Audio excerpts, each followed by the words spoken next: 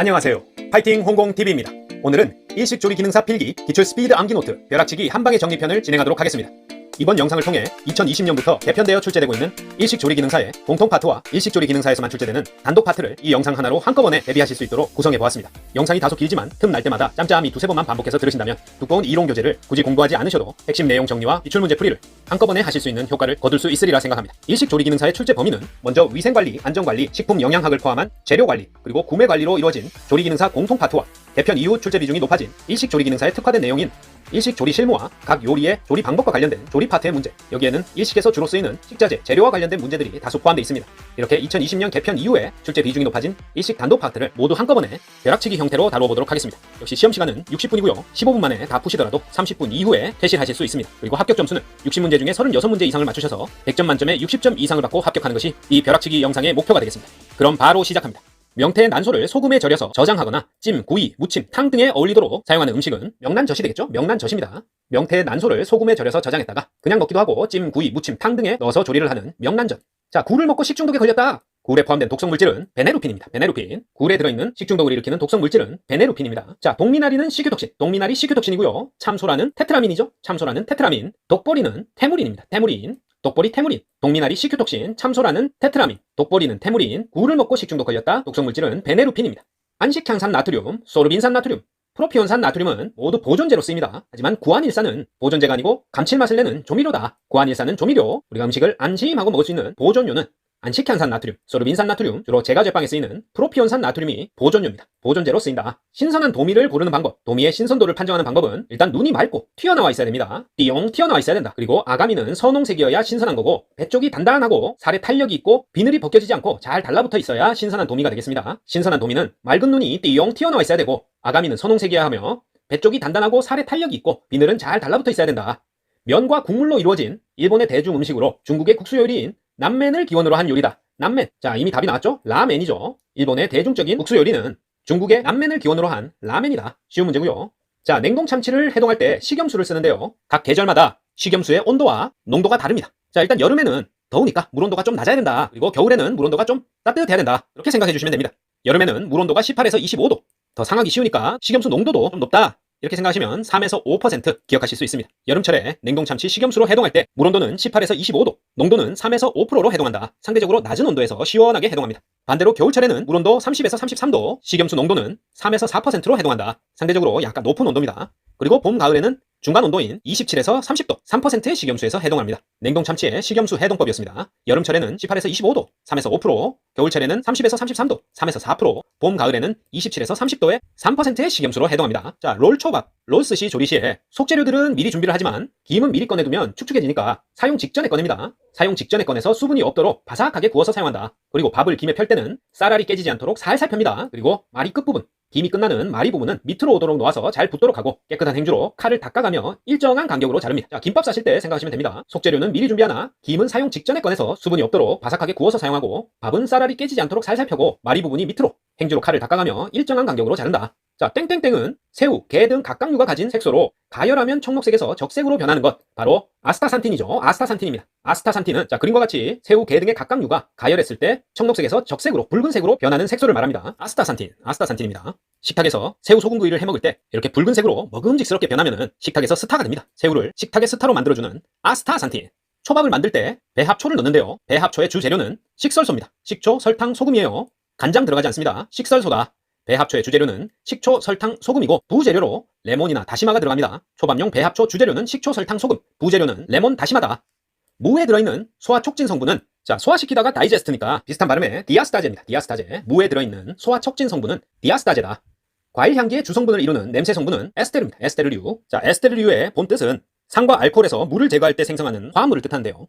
과일 향기의 주성분을 이루는 냄새 성분은 바로 이 에스테르류입니다. 생선의 육질이 육류보다 부드럽고 연한 이유는 콜라겐과 엘라스틴 함량이 적기 때문입니다. 보통 이 콜라겐과 엘라스틴은 힘줄이나 혈관벽 등 보통 포유류의 결합 조직에 들어있는 탄성력이 많은 단백질입니다. 그래서 이 생선에는 콜라겐과 엘라스틴 함량이 적기 때문에 육질이 육류보다 부드럽고 연하다. 자, 각 식품이 가지고 있는 감칠맛 성분을 연결시키는 문제가 나옵니다. 된장, 간장, 다시마에는 글루타민산이 많이 들어있고요. 조개류, 오징어, 문어에는 타우린. 이건 다 아시죠? 조개류, 문어, 오징어에는 타우린 함량이 많다. 그리고 육류와 어류에는 시스테인과 리신이 들어있어서 감칠맛을 내며 멸치, 육류, 가다랑이포에는 이노신산이 감칠맛을 냅니다. 대표적인 해산물 육수를 만들 때 쓰는 멸치, 가다랑이포, 그리고 육류에 들어있는 감칠맛 성분은 이노신산이다. 그리고 표고버섯과 송이버섯에는 구안일산, 오징어, 새우 등에는 베타인이 감칠맛을 내는 성분으로 들어있습니다. 다시 한번 된장, 간장, 다시마에는 글루타민산, 조개류, 오징어, 문어에는 타우린, 육류와 어류에는 시스테인과 리신, 멸치, 육류, 가다랑이포, 이노신산입니다. 표고버섯과 송이버섯에는 구안일산, 오징어와 새우에는 베타인이 감칠맛 성분이 되겠습니다. 자, 일식에서 찜 요리를 할 때 재료에 따라서 익히는 정도와 시간 조절법이 다른데요. 먼저 흰살 생선은 살짝 데친 정도로만 찝니다. 생으로도 먹을 수 있도록 95%만 익히는 게 적당하다. 흰살 생선은 살짝 데친 정도로 생으로 먹을 수 있도록 95% 정도만 적당히 익힌다. 반면에 등푸른 생선은 완전히 익힙니다. 왜냐? 지방이 많고 비린내 등 특유의 냄새를 제거해야 되기 때문에 등푸른 생선의 경우에는 완전히 익힌다. 그리고 조개류는 익힐수록 질기고 단단해지기 때문에 대합이나 중합의 경우에는 입을 딱 벌리는 정도만 익힙니다. 그리고 채소류는 아삭할 정도로만 살짝만 데친다. 색상과 씹히는 맛을 살려야 되니까요. 채소류는 아삭할 정도 살짝만 익힌다. 육류의 경우에는 소, 오리 등 붉은 육류의 경우 80%만 익히고 닭이나 돼지 등 흰 육류의 경우에는 완전히 익혀서 먹습니다. 소, 오리 등 붉은 육류는 80%, 닭, 돼지 등 흰 육류는 완전히 익힌다. 일식의 찜 요리에 대한 재료에 따른 시간 조절 방법이었습니다. 자, 일식 구이 조리에 대해서 X 없는 OX 퀴즈 한번 해보겠습니다. 모두 맞는 거예요. 자, 일식의 구이 조리가 굽는 조리법이 가열 조리법 중 가장 오래되었다. O. 구이 조리가 가장 오래됐고요. 숯불 화덕에 조리하면 불 조절이 불편하다. 맞습니다. 자, 숯불 화덕에서 조리하면 불 조절이 당연히 불편하겠죠? 그리고 꼬치를 꽂는 방법. 쿠시야끼라고 하죠. 꼬치구이는 꼬치를 꽂는 방법에 따라서 이름이 달라진다. 맞습니다. 꼬치를 꽂는 방법에 따라서 쿠시야끼, 꼬치구이의 이름이 달라진다. 그리고 재료가 익으면 부드러워져서 부서지기 쉬우므로 자주 뒤집지 않는다. 이건 상식입니다. 구이 조리에서 자주 뒤집으면 부서지기 쉬우므로 자주 뒤집지 않는 게 맞는 답입니다. 해조류에서 추출한 점액성 물질로 안정제, 유화제로 쓰이는 것은 알긴산입니다. 알긴산. 해조류에서 추출한 점액성 물질로 안정제, 유화제로 쓰이는 거 몰라? 당연히 알죠. 알긴산입니다. 해조류, 안정제, 유화제로 쓰인다? 알긴산입니다. 그리고 홍조류로 무기질과 단백질이 다량 들어있고 알칼리성인 해조류는 김이죠. 자, 홍조류로 무기질과 단백질 함량이 많은 알칼리성 해조류는 김 찾으셔야 됩니다. 밀감이 쉽게 갈변되지 않는 가장 큰 이유는 비타민C 때문입니다. 비타민C가 항산화 작용을 통해서 갈변을 억제하기 때문에 밀감, 귤의 경우 쉽게 갈변되지 않는다. 밀감이 쉽게 갈변되지 않는 이유는 비타민C의 함량이 많기 때문이다. 새우와 멸치 등 여러가지 해산물을 쪄서 말린 막국물을 니보시다시라고 하죠. 니보시다시라고 합니다. 새우, 멸치 등 여러가지 해산물을 쪄서 말린 막국물을 니보시다시라고 한다. 그 외에 여러가지 다시 종류를 보면 다시마를 사용한 곰부다시, 그리고 다시마 가스오부시를 사용한 1번 다시, 그리고 남은 1번 다시에 가스오부시를 추가해서 된장국이나 진한 조림에 사용한다. 2번 다시가 되겠습니다. 곰부다시는 다시마만, 1번 다시는 다시마와 가스오부시, 그리고 남은 1번 다시에 다시 가스오부시를 추가해서 진한 조림에 사용하는 2번 다시가 되겠습니다. 그리고 새우, 멸치 등의 여러가지 해산물을 쪄서 말린 막국물은 니보시다시가 되겠습니다. 자, 동물성 식품의 근육색소인 미오글로빈은 철을 함유하고 있고요. Fe, 철을 함유하고 있고, 채소류의 엽록소의 지용성 색소죠. 클로로필은 분자구조의 중간에 마그네슘을 함유하고 있습니다. 자, 헤모글로빈과 함께 철을 함유하고 있어서 붉은색을 띠는 것이 이 미오글로빈이고요. 녹색인 엽록소의 지용성 색소인 클로로필은 마그네슘을 함유하고 있다. 자, 아까 여러가지 감칠맛 성분을 봤었는데요. 이 가다랑이포의 감칠맛 성분이 뭐였죠? 멸치, 육류와 함께 이 가다랑이포의 감칠맛 성분은 이노신산이었습니다. 이노신산. 가다랑이포의 감칠맛 성분은 이노신산이다. 자, 대합의 제철은 가을에서 이른 봄까지고 3년생이 가장 맛있습니다. 3년 정도 자란 게 가장 맛있다. 뭐가? 대합. 대합의 제철은 가을에서 이른 봄까지고 3년생이 가장 맛있습니다. 그리고 구울 때는 국물이 튀지 않게 눈은 잘라버립니다. 눈은 자른다. 그리고 보통 모래바닥에서 서식하기 때문에 엷은 소금물에 해감 후 사용해야 된다. 모래바닥 수심 20m까지 서식을 하는 대합입니다. 제철은 가을에서 이른 봄이고 3년생이 가장 맛있으며 구울 때는 눈을 자르고 해감 후 사용한다. 모래바닥 수심 20m까지 서식하는 대합입니다. 발연점이 높아서 튀긴 기름으로 적합한 기름들은 콩기름, 대두유, 포도씨유, 옥수수유 등이 되겠어요. 자, 콩기름, 대두유, 포도씨유, 옥수수유 등은 발연점이 높아서 튀긴 기름으로 적합하다. 하지만 참기름, 들기름, 올리브유 같은 것들은 상대적으로 발연점이 낮아서 튀긴 기름으로 적합하지 않겠죠? 자, 육류와 어류의 올바른 해동법을 알아보면 고온에서 급속 해동 시에는 단백질의 변성을 가져와서 드랍이 발생합니다. 고온에서 급속 해동 시에는 단백질이 변성되면서 보수력이 떨어져 수분 손실이 발생하는 드랍이 발생한다. 그래서 냉장고에서 냉장 해동을 하는 것이 올바른 방법입니다. 온도는 5에서 15도 정도로 냉장고에서 냉장 해동, 자연 해동을 한다. 이 방법이 위생적이고 영양 손실도 적은 방법입니다. 육류, 어류를 해동하는 방법은 5에서 15도에서 냉장 해동, 자연 해동한다. 자, 일식 중요리에는 오카유와 조스이가 있는데요. 먼저 오카유는 팥, 쌀 등 곡류에 물을 충분히 넣고 부드럽게 끓인 일식죽입니다. 흰 쌀로 만들면 시라가유, 녹두죽이다, 료쿠도우 가유, 팥죽은 아즈카 가유라고 합니다. 모두 오카유고요.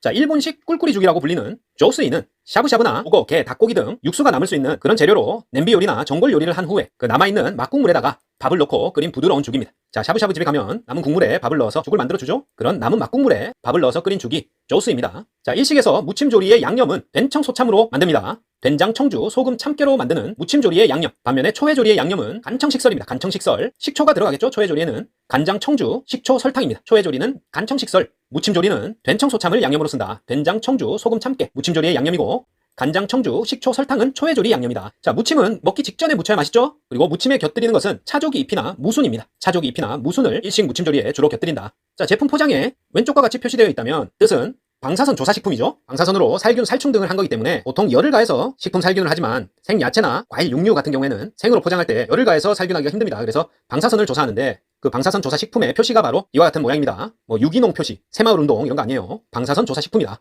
40에서 45도에서 겨자의 매운맛을 우리는 가장 강하게 느낀다고 합니다. 겨자의 매운맛을 가장 강하게 느낄 수 있는 온도 범위는 40에서 45도다. 이러한 겨자의 매운맛 성분은 시니그린인데요. 겨자에는 매운맛 성분 시니그린이 들어있어서 40에서 45도에서 매운맛을 가장 강하게 느낀다. 닭고기나 송이버섯, 장어, 은행 등을 찜주전자에 넣고 다시 국물을 넣어서 쪄서 낸 일식 요리는 도빅무시입니다. 도빅무시. 그림과 같이 재료를 찜주전자에 넣고 다시 국물을 넣어서 쪄낸 일식 요리는 도빅무시다. 대표적으로 닭고기, 송이버섯 넣고요. 장어, 은행 등도 넣어서 찜주전자로 다시 국물을 넣고 쪄낸 일식 요리가 도빅무시다. 문어, 닭고기 등의 재료를 부드럽게 쪄냈다. 야와라카 무시입니다. 야와라카 무시. 야와라카 무시는 문어, 닭고기 등의 재료를 부드럽게 쪄낸 요리다. 야와라카 무시. 뼈까지 충분히 익혀서 생선 육수의 감칠맛이 충분히 우러나오게 한 일식 요리는 호네무시입니다. 뼈까지 충분히 익혔다. 키워두고요. 생선 육수의 감칠맛이 충분히 우러나오게 한 요리다 나오면 호네무시 찾으셔야 됩니다. 찹쌀을 불려서 벚나무 잎으로 말아서 다른 재료와 함께 같이 쪄낸 일식 요리는 찹쌀과 벚나무 잎이 키워드겠죠? 사쿠라 무시입니다. 벚꽃인 사쿠라를 찾으시면 되겠어요. 찹쌀을 잘 불려서 벚나무 잎으로 말아서 다른 재료와 같이 쪄낸 일식 요리를 사쿠라 무시라고 한다. 자, 덮밥의 종류에 따른 고명을 한번 살펴보면 이런 고명은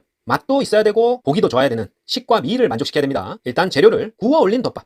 구워서 올린 덮밥에는 실파와 대파로 고명을 합니다. 그리고 튀겨 올린 덮밥. 튀겨 올린 덮밥에는 색감 살린 고명. 색감이 살아있어야 된다. 튀겨 올렸으니까 색감 살리자. 구워 올린 데에는 실파와 대파.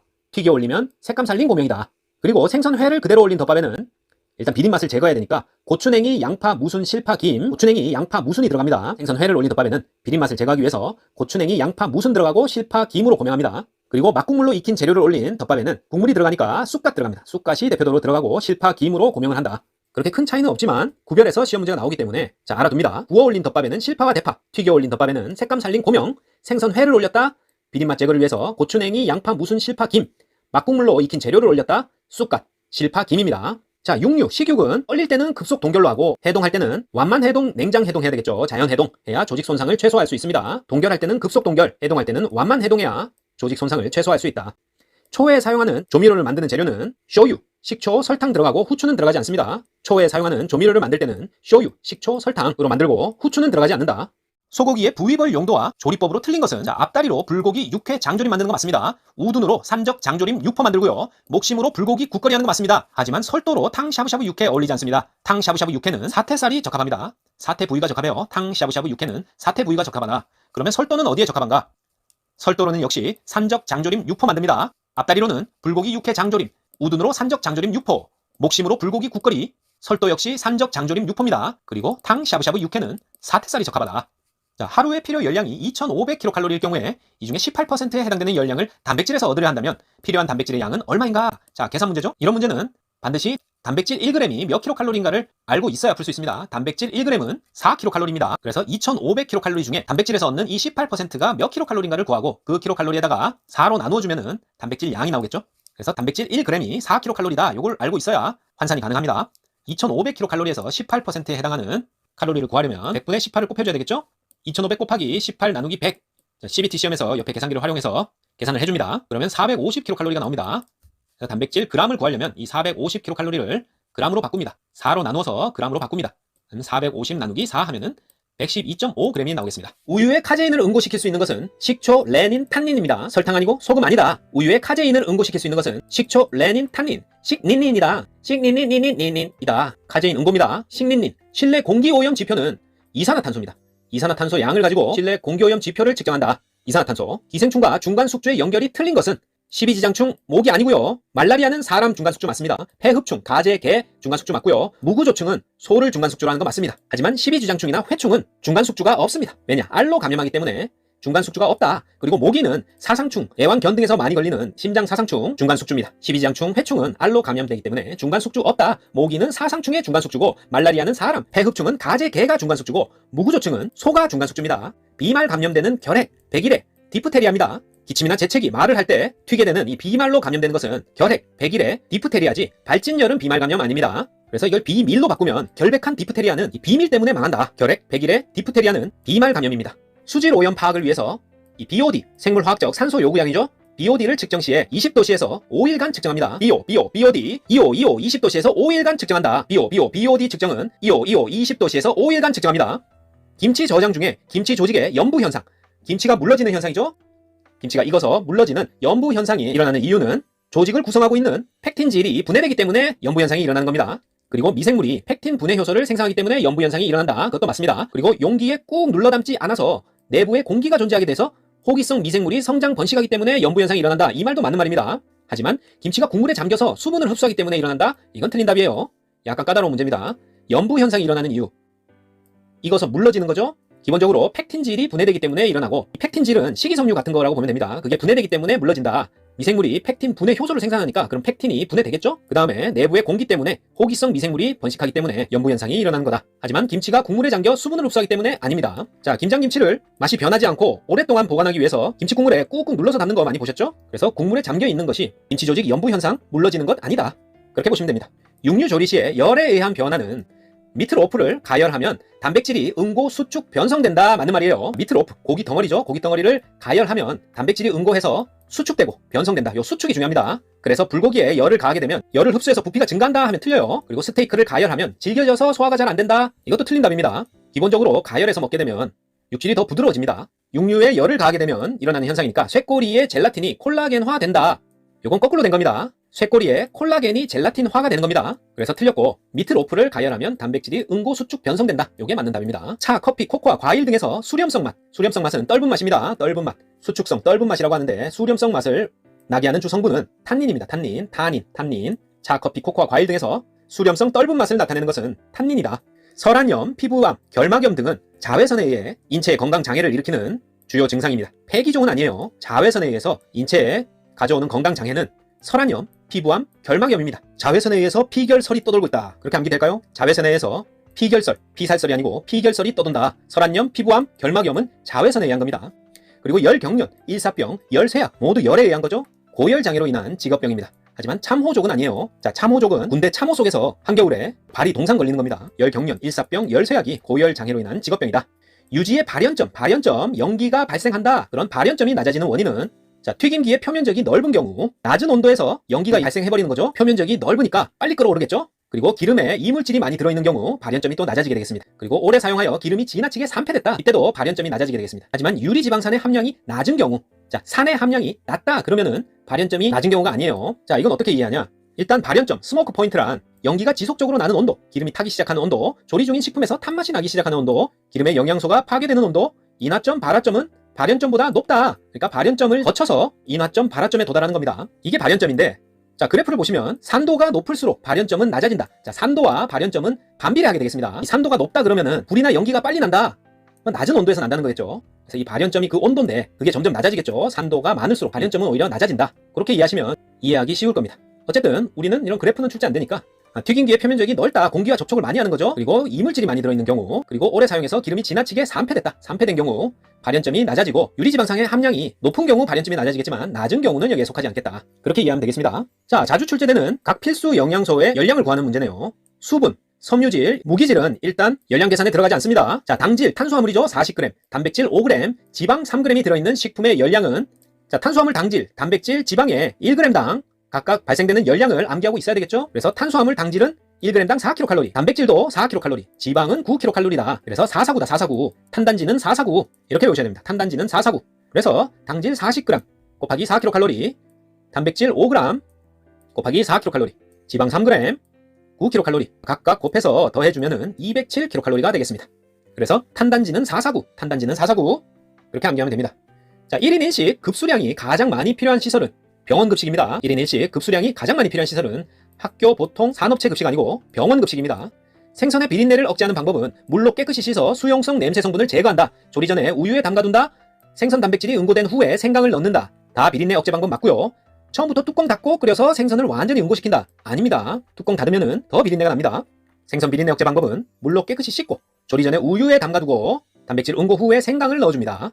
조리 시 비타민과 무기질의 변화를 살펴보면 비타민 A는 지방 음식과 함께 섭취할 때 흡수율이 높아진다. O. 지방 음식과 함께 섭취할 때 흡수율이 높아진다. O입니다. 하지만 비타민 D는 자외선과 접하는 부분이 클수록 오래 끓일수록 파괴율이 높아진다. X예요. 매우 안정된 생체 원소입니다. 우리가 자외선을 쐬야지만 비타민 D가 우리 몸속에서 생산되죠. 그래서 접하는 부분이 클수록 파괴율 높아진다 아니고 오래 끓일수록 파괴율 높아진다 아니에요. 그대로 존재합니다. 안정된 생체 원소다. 과일을 깎을 때 쇠칼을 사용하는 것이 맛, 영양가, 외관상 좋다. 상식적으로도 아니죠. 쇠칼로 깎게 되면 갈변이 가속되고 영양소가 파괴됩니다. 조리 시에 첨가하는 물질의 역할을 보면 식염은 면 반죽의 탄성 증가 맞습니다. 식초는 백색 채소의 색고정, 구리는 녹색 채소의 색고정. 이것도 맞고요. 하지만 중조는 베이킹소다죠. 탄산수소 나트륨.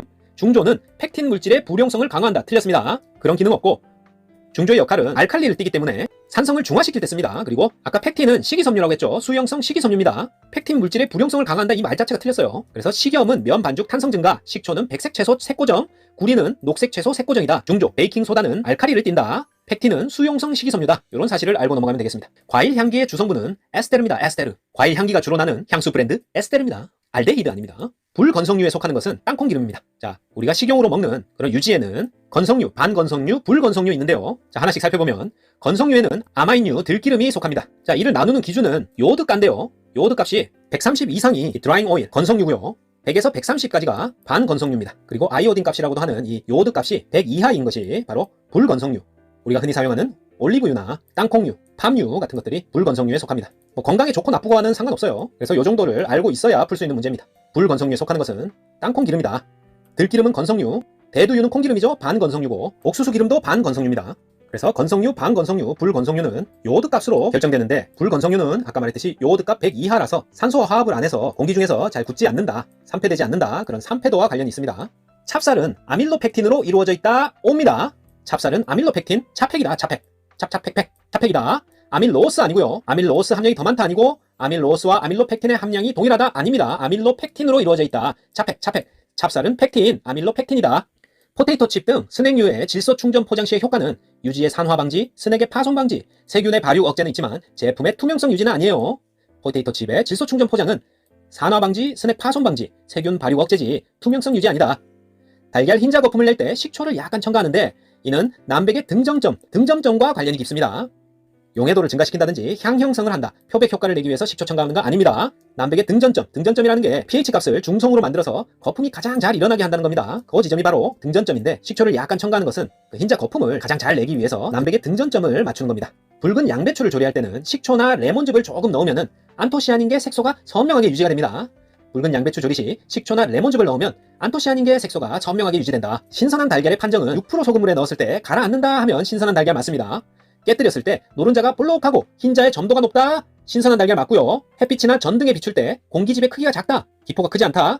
그러면 신선한 달걀입니다. 하지만 흔들 때 내용물이 잘 흔들린다. 이미 신선도 떨어졌습니다. 6% 소금물에 가라앉고 깨뜨렸을 때 노른자가 볼록, 흰자의 점도가 높다. 햇빛 전등을 비출 때 공기집 크기가 작다. 신선한 달걀이고요. 흔들 때 내용물 잘 흔들리면 이미 신선한 달걀 아닌 겁니다. 칼슘과 인이 소변 중으로 유출되는 골연화증 현상을 유발하는 유해 중금속은 카드뮴입니다. 이따이뿅 카드뮴이었죠? 칼슘과 인이 소변 중으로 유출되는 골연화증 현상을 유발하는 유해 중금속은 카드뮴입니다. 식단 작성 시에 식품의 선택 요령은 쇠고기가 비싸서 대체 식품으로 닭고기를 선정하였다. 옳은 결정입니다. 하지만 영양보다 경제적인 효율성을 우선으로 고려했다? 꼭 그래야만 했니? 아닙니다. 시금치의 대체 식품으로 값이 싼 달걀을 구매하였다? 꼭 그래야만 했니? 이것도 아닙니다. 한창 제철일 때보다 한 발 앞서서 식품을 구입하여 식단을 구성하는 것이 보다 새롭고 경제적이다. 그럴듯하지만 이것도 아닙니다. 제철 음식을 먹어야죠. 자, 조리사에게 가장 중요한 것은 식재료의 신선도나 영양까지 너무 경제성, 값싼 것만 추구해서는 안 됩니다. 하지만 쇠고기가 비싸서 대체 식품으로 닭고기 선정했다? 이건 옳은 결정이에요. 그래서 요 보기는 잘 외워둡니다. 쇠고기 비싸면 대체품 닭고기 선정 O.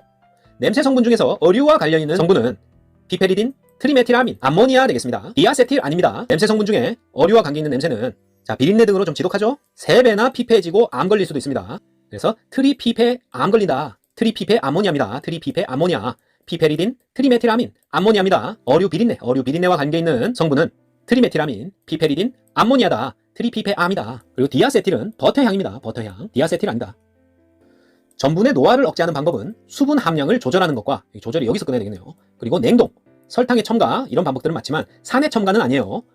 수분 함량 조절, 냉동, 설탕의 첨가는 전분의 노화를 억제하는 건 맞지만 산의 첨가는 아니다. 식품에 존재하는 물의 형태 중에 자유수는 증발해서 수증기가 되고 식품을 건조시킬 때 쉽게 제거된다. 식품에 미생물의 번식에 이용된다. 자유수 맞습니다. 하지만 마이너스 20도에서 얼지 않는다? 옵니다. 식품에 존재하는 물의 형태 중에 자유수는 100도치에서 증발해서 수증기가 되고 식품을 건조시킬 때 쉽게 제거되며 식품에서 미생물의 번식에 이용된다. 다 맞는 말입니다. 하지만 영하 20도씨에서 얼지 않는다. 틀렸어요. 식품위생법에 명시된 식품위생법의 목적은 식품 영양의 질적 향상을 도모하고 식품에 관한 올바른 정보를 제공한다. 위생상의 위해를 방지한다. 모두 식품위생법 목적 맞습니다. 하지만 건전한 유통 판매를 도모한다. 식품위생법은 아니에요. 식품위생법의 목적에 건전한 유통 판매 도모 없다. 육류의 사후 경직에 대해 알아보면 죽고 나서 딱딱해지는 걸 말하죠. 경직 속도는 도살 전의 동물 상태에 따라 다르다. 옵니다. 근육의 글루코겐이 젖산으로 된다. 맞는 말이고요. 죽으면은 호흡을 안 하게 되기 때문에 이 조직이 혐기적으로 변합니다. 그래서 글루코겐이 젖산으로 변합니다. 해당 과정으로 생성된 산에 의해 pH가 낮아진다. 이것도 맞는 말이에요. 사후 경직에 의해서 산이 생성되는데 산의 pH는 낮죠. 그래서 전체적으로 pH를 낮춥니다. 근육에서 호기성 해당 과정에 의해서 산이 증가된다. 틀렸습니다. 아까 혐기성이라고 했죠. 죽으면은 혐기적으로 변합니다. 왜? 호흡을 안 하니까. 그래서 호기성. 이게 틀렸습니다. 업종별 시소율 기준에 대해서 알아보면 휴게 음식점, 일반 음식점 이렇게 있는데 휴게 음식점에서는 다른 객석에서 내부가 보이도록 해야 됩니다. 그리고 일반 음식점의 객실 안에는 무대장치, 우주볼 등의 특수 조명시설과 손님이 이용할 수 있는 자동 반주장치를 노래방 기계죠? 설치해서는 안 된다. 사이키와 노래방 기계 설치해서는 안 됩니다. 일반 음식점에서. 하지만 일반 음식점 객실에 잠금장치를 설치할 수 있다? 당연히 틀렸겠죠. 무서운 말입니다. 객실에 왜 잠금장치랍니까? 자, 쉬운 문제입니다. 해썹 HACCP의 7가지 원칙은 자, 위중한 목의 검문입니다. 위중한 목의 검문. 자, 뭐 많이 아프신 엄마와 개를 검문한다고요? 뭐 좀 이상합니다만 어쨌든 해썹의 7가지 원칙은 위중한 목의 검문입니다. 자, 위의 요소 분석, 중요 관리점, CCP 결정, 목의 검문, 개선 조치 방법 수립 다 들어가죠. 회수 명령, 기준 설정, 위중한 목의 검문에 없습니다. 그래서 이게 답이 되겠는데 자, 이게 뭔지 살펴보면 1원칙부터 7원칙까지 있습니다. 위의 요소 분석, 중요 관리점 결정, CCP 한계 기준 설정, CCP 모니터링 체계 확립, 개선 조치 방법 수립, 검증 절차 및 방법 수립, 문서화 및 기록 유지 방법입니다. 하나하나 외워야 할 필요도 못 느끼는 것입니다. 그래서 그냥 위중한 목의 검문으로 외웁니다. 위중하신 엄마와 애완견을 검문하자. 해썹의 7대 원칙입니다. 위중한 목의 검문. 식품을 조리 또는 가공 시에 생성되는 유해 물질과 생성 원인을 잘 연결시켜 알아봐야 됩니다. N니트로소아민, 육가공품의 발색제 사용으로 인한 아질산과 아민과의 반응 생성물이 바로 N니트로소아민이라는 유해 물질이 되겠습니다. 다환 방향족 탄화수소, 유기물질을 고온으로 가열할 때 생성되는 단백질이나 지방의 분해 생성물인데 자, 고온으로 가열할 때 발생된다. 다환 방향족 탄화수소. 이렇게 알아두십니다. 아크릴 아미드는 전분식품 가열 시에 아미노산과 당의 열에 의한 결합 반응 생성물입니다. 역시 유해 물질이죠. 아크릴 아미드. 그리고 헤테로고리아민입니다. 생선을 굽거나 튀길 때 발생하는 발암 물질입니다. 생선을 굽거나 튀길 때 발생하는 헤테로고리아민입니다. 주류 제조 시에 에탄올과 카바밀기의 반응에 의해서 생성되는 게 헤테로고리아민은 아니고 에틸카바메이트입니다. 에틸카바메이트. 주류 제조 시에 에탄올과 카바밀기의 반응에 의해서 생성되는 에틸카바메이트입니다. 생선을 굽거나 튀길 때 발생하는 것은 헤테입니다. 헤테로고리아민입니다. 안식향사는 그 사용 목적이 식품의 부패 방지입니다. 유지의 산화를 방지한다? 식품의 향을 내기 위해서 안식향이니까 사용한다? 아니에요. 안식하고 먹을 수 있도록 식품의 부패를 방지하는 역할입니다. 안식향사는 식품의 부패 방지다. 포도상구균, 장염비브리오균, 보툴리늄 독소, 살모넬라균은 포장보살이죠. 세균으로 인한 식중독입니다. 하지만 아플라톡신은 아닙니다. 이건 자연독이에요. 포도상구균, 장염비브리오균, 보툴리늄 독소, 살모넬라균. 자, 이런 걸 모두 가지고 있는 우리 보살님이 포장보살입니다. 포장보살. 포장보살은 세균으로 인해 식중독 걸렸다. 세균으로 인한 식중독균은 포도상구균, 장염비브리오균, 보툴리늄 독소, 살모넬라균입니다. 포장보살. 중원균 증식의 최적 온도는 중간이니까 25에서 37도입니다. 그냥 여름 날씨죠? 25에서 37도가 중원균의 증식의 최적 온도입니다. 판매 목적으로 식품 등을 제조, 가공, 소분, 수입 또는 판매한 영업자는 해당 식품이 식품 등의 위해와 관련이 있는 규정으로 위반하여 유통 중인 식품의 회수 계획을 보고해야 하는 대상은 시도지사, 시장군수구청장, 식품의약품안전처장이지 보건소장에게 보고하지 않습니다. 보건소장에게까지 보고하지 않고 그 윗단계인 시도지사, 시장군수구청장, 식품의약품안전처장한테 뭐를 보고한다? 식품 등 위해 요소와 관련 있는 규정을 위반해서 유통 중인 식품을 회수해야 될 때 그 회수 계획을 보고해야 되는 사람들입니다. 자, 놓칠 수 없는 쉬운 계산 문제 한 문제만 더 보겠습니다. 우유 100ml에 칼슘이 180mg 정도 들어있다면 우유 250ml에는 칼슘이 약 몇 mg 들어있는가? 자, 우유 100ml에 180mg이니까 우유 1ml에 칼슘이 얼마나 들어있는지 계산하면 되겠죠? 1.8mg겠죠? 1.8mg 나옵니다. 그래서 1ml에는 1.8이니까 250ml에는 250을 곱해주면 450mg 되겠습니다. 1번이 정답이겠네요. 이런 문제는 꼭 놓치면 안 되겠죠? 어떤 단백질의 질소 함량이 18%라면 이 단백질의 질소 계수는 약 얼마인가? 딱 한 가지 공식만 알고 계시면 됩니다. 질소 계수는 100%량이다. 질소 계수는 100%량이다. 퍼는 나누기죠? 그래서 질소 계수는 100 나누기 질소 함량입니다. 질소 함량이 18%라고 했기 때문에 그대로 100%량 100 나누기 18 하면 질소 개수는 5.56 나옵니다. 왼쪽 아래쪽에 CBT 시험에서 계산기를 켜셔서 간단하게 답을 구하실 수 있습니다. 그래서 질소 개수는 100%량이다. 5.56 체크하고 넘어가시면 되겠습니다. 보고 중독을 일으키는 독성분은 테트로도톡신입니다. 테트로도톡신은 보고 중독을 일으키는 독성분이다. 복태. 보고는 테트로도톡신. 과일 통조림으로부터 용출되어서 구토, 설사, 복통의 중독 증상을 유발할 가능성이 있는 물질은 주석입니다. 크롬 아니고 굴이 아닙니다. 통조림은 주석이다. 과일 통조림으로부터 용출되어 구토, 설사, 복통, 중독 증상을 유발할 가능성이 있는 물질은 주석입니다. 화학성 식중독의 원인은 중금속에 의한 중독, 유해성 식품 첨가물에 의한 중독, 그리고 환경오염에 기인하는 식품 유독 성분 중독이 있습니다. 설사성 폐류 중독 아니에요. 자, 우리가 식중독의 원인이다 하면 세 가지로 나눌 수 있는데 미생물에 의한 식중독, 그리고 자연 식중독, 화학적 식중독, 이렇게 식중독은 세 가지로 분류할 수 있습니다. 자, 미생물에 의한 식중독은 세균이나 바이러스, 그리고 자연 식중독은 앞에 오답으로 나왔던 어패류, 동식물이나 곰팡이에 의한 식중독이 자연 식중독입니다. 그리고 앞에 살펴봤던 화학적 식중독은 중금속, 유해성 식품 첨가물, 환경오염에 기인하는 식품 유독 성분 중독이 바로 화학적 식중독이 되겠습니다. 식중독 중에서 해산물을 통해 많이 발생하는 식중독은 장염 비브리오균 식중독입니다. 장염 비브리오균 식중독은 해산물을 통해서 많이 발생하는 식중독입니다. 색소를 함유하고 있지 않지만 식품 중에 있는 성분과 결합해서 색을 안정화시키고 선명하게 하는 식품 첨가물을 발색제라고 합니다. 한자 그대로 색채가 발생하는 거죠. 그래서 발색제다. 색소를 함유하고 있지 않지만 식품 중의 성분들과 결합해서 색을 안정화시키고 선명하게 하는 식품 첨가물은 발색제입니다. 마늘에 함유된 황화물로 특유의 냄새가 나는 것은 알리신 때문이죠. 마늘에 함유된 황화물이다. 그리고 특유의 냄새가 난다. 알리신입니다. 마늘이 알싸하죠. 혀가 알알합니다. 알리신. 쇠고기 부위 중에 탕, 스튜, 찜에 가장 적합한 부위는 사태입니다. 쇠고기의 사태살로 탕, 스튜, 찜 만듭니다. 식품의 부패와 변질은 수분, 온도, 효소와 관련이 있습니다. 압력과 관련 없다. 식품의 부패와 변질은 수분과 온도와 효소, 이 세 가지 요인과 관련이 깊습니다. 압력 관계없습니다. 세균성 이질, 장티푸스, 화농성 질환은 식품위생법상 영업에 종사하지 못하는 질병입니다. 하지만 비감염성 결핵이다? 상관없겠죠. 세균성 이질, 장티푸스, 화농성 질환 모두 감염병이죠. 그래서 식품위생법상 영업에 종사하지 못하는 질병입니다. 하지만 비감염성 결핵은 여기에 속하지 않는다. 치즈와 버터, 액상 발효유는 우유 가공품입니다. 당연하죠. 하지만 마시멜로우는 아니에요. 하얀색이라고 우유 가공품 아닙니다. 치즈, 버터, 액상 발효유는 우유 가공품 맞지만 마시멜로우 우유 가공품 아니다. 효소의 주된 구성성분은 단백질입니다. 효소의 주된 구성성분은 단백질이다. 조리법이죠. 조리법 중 비타민C 파괴율이 가장 적은 것은 무를 생채로 했을 때 무생채입니다. 고사리 무침, 오이지, 시금치국 같이 보기로 나왔다면 무생채 고르셔야 됩니다. 무치고 절이고 국으로 끓인다? 무생채보다는 비타민C 파괴율이 더 높습니다. 국물의 맛성분이 적게 용출되도록 하기 위해 편육을 할 때 끓는 물에 삶아냅니다. 편육을 끓는 물에 삶아내는 이유는 국물에 맛성분이 적게 용출되도록, 쉬운 말로 육즙을 가두기 위해서죠. 고기 냄새를 없애기 위해서다 아니고요. 육질을 단단하게 하기 위해서 아니고 지방 용출을 적게 하기 위해서 그럴듯하지만 아닙니다.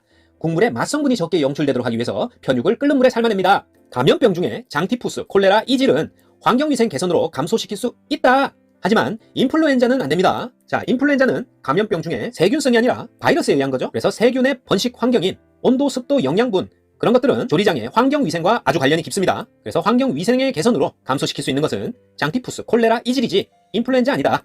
말라리아, 유행성 이하선염, 매독은 우리나라의 법정 감염병 맞습니다. 하지만 기생충은 법정 감염병 아닙니다. 말라리아, 유행성 이하선염, 매독, 말륨메는 우리나라 법정 감염병이다. 조리와 가공 중에 천연색소의 변색 요인과 거리가 먼 것은 산소, 효소, 금속은 조리나 가공 중에 천연색소의 변색을 가져옵니다. 하지만 질소는 변색 요인과 관계없습니다. 조리와 가공 중에 천연색소의 변색 요인과 관계 있는 것은 산화나 발효가 일어나는 산소나 효소, 그리고 금속이 변색 요인과 관련이 있고 질소는 상관없습니다. 메가당은 포도당 2분자가 결합된 것입니다. 메가당은 포도당 2분자가 결합된 것이다.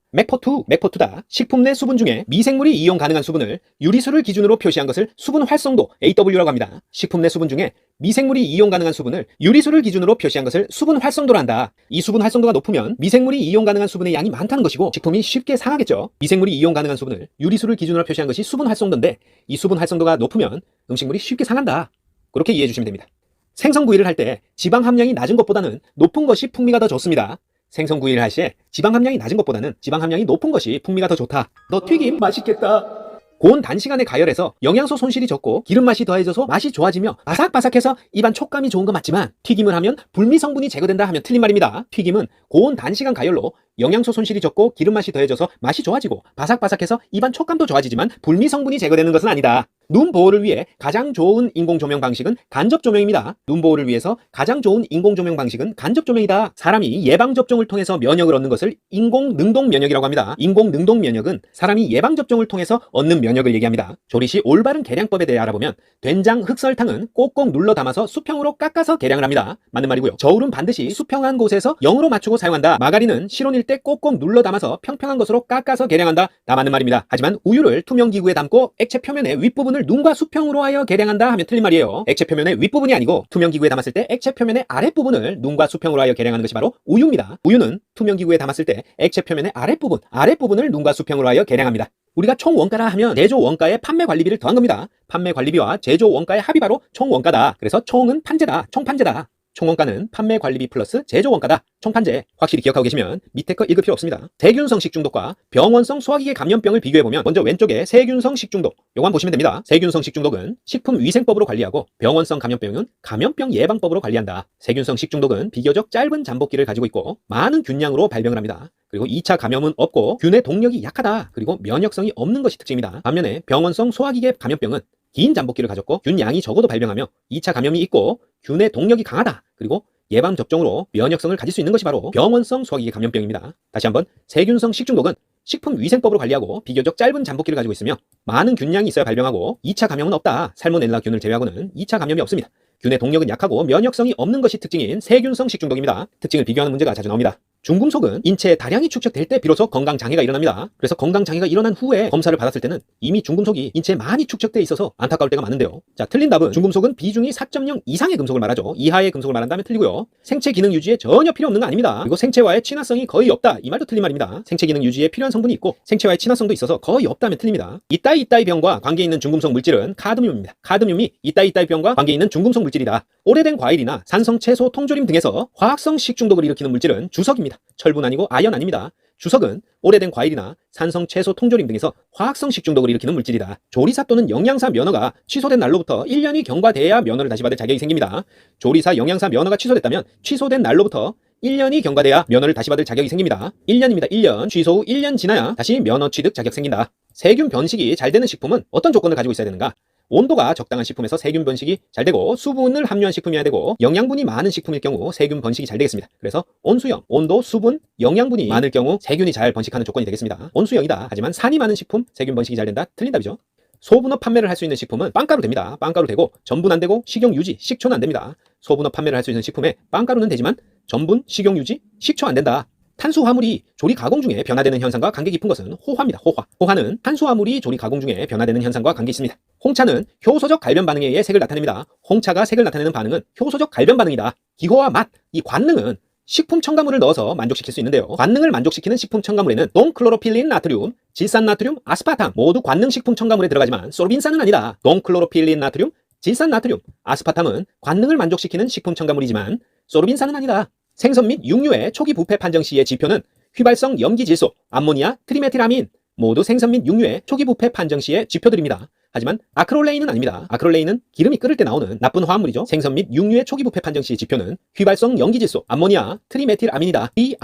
휘암트네요. 식품위생법 등 식품위생행정 업무 담당 기관은 식품의약품안전처지 환경부 아니고 보건복지부 아닙니다. 식품위생법 등 식품위생행정 업무 담당 기관은 식품의약품안전처다. 환경부 보건복지부 아닙니다. 냉동된 생선을 해동하는 방법으로 위생적이며 영양 손실이 가장 적은 방법은 냉장고 속에서 해동하는 방법입니다. 냉장고 속에 넣어서 해동하는 방법이 바로 위생적이고 영양 손실이 가장 적은 방법이다. 생선 해동은 냉장고 속에서. 우리가 식품의 상태가 좋은 건지 나쁜 건지 감별하는 방법 중에 돼지고기 색이 검붉은 색인 것은 늙은 돼지의 고기일 수 있다. 맞는 말입니다. 늙은 돼지의 고기일 경우 색이 검붉은 색일 수 있습니다. 쌀알은 투명하고 앞니로 씹었을 때 강도가 센 것이 좋다. 맞는 말입니다. 그리고 생선은 앙구가 돌출되고 비늘이 단단하게 붙은 것이 좋다. 맞습니다. 생선 고를 때는 앙구 돌출, 비늘이 단단하게 붙은 것을 골라야 됩니다. 하지만 닭고기의 뼈 관절 부위가 변색된 것은 변질된 건 아닙니다. 그래서 변질된 것으로 맛이 없다 하면 틀린 답이에요. 닭고기의 뼈 부위가 변색된 것은 냉동됐다가 해동해서 닭피의 적혈구 때문에 그런 거라고 합니다. 그래서 변질된 건 아니다. 알아두시고요. 색소를 보존하기 위한 방법으로 매실찌를 담글 때는 소엽, 차조기 잎을 넣는다 맞는 방법이고요. 연근을 졸일 때는 색소 보존을 위해서 식초를 넣습니다. 그리고 햄 제조 시에는 질산칼륨을 넣으면 색소를 보존할 수 있습니다. 하지만 녹색 채소를 데칠 때 식초를 넣는다고 녹색이 더 선명해지는 게 아니고 보통 소금을 넣습니다. 그래서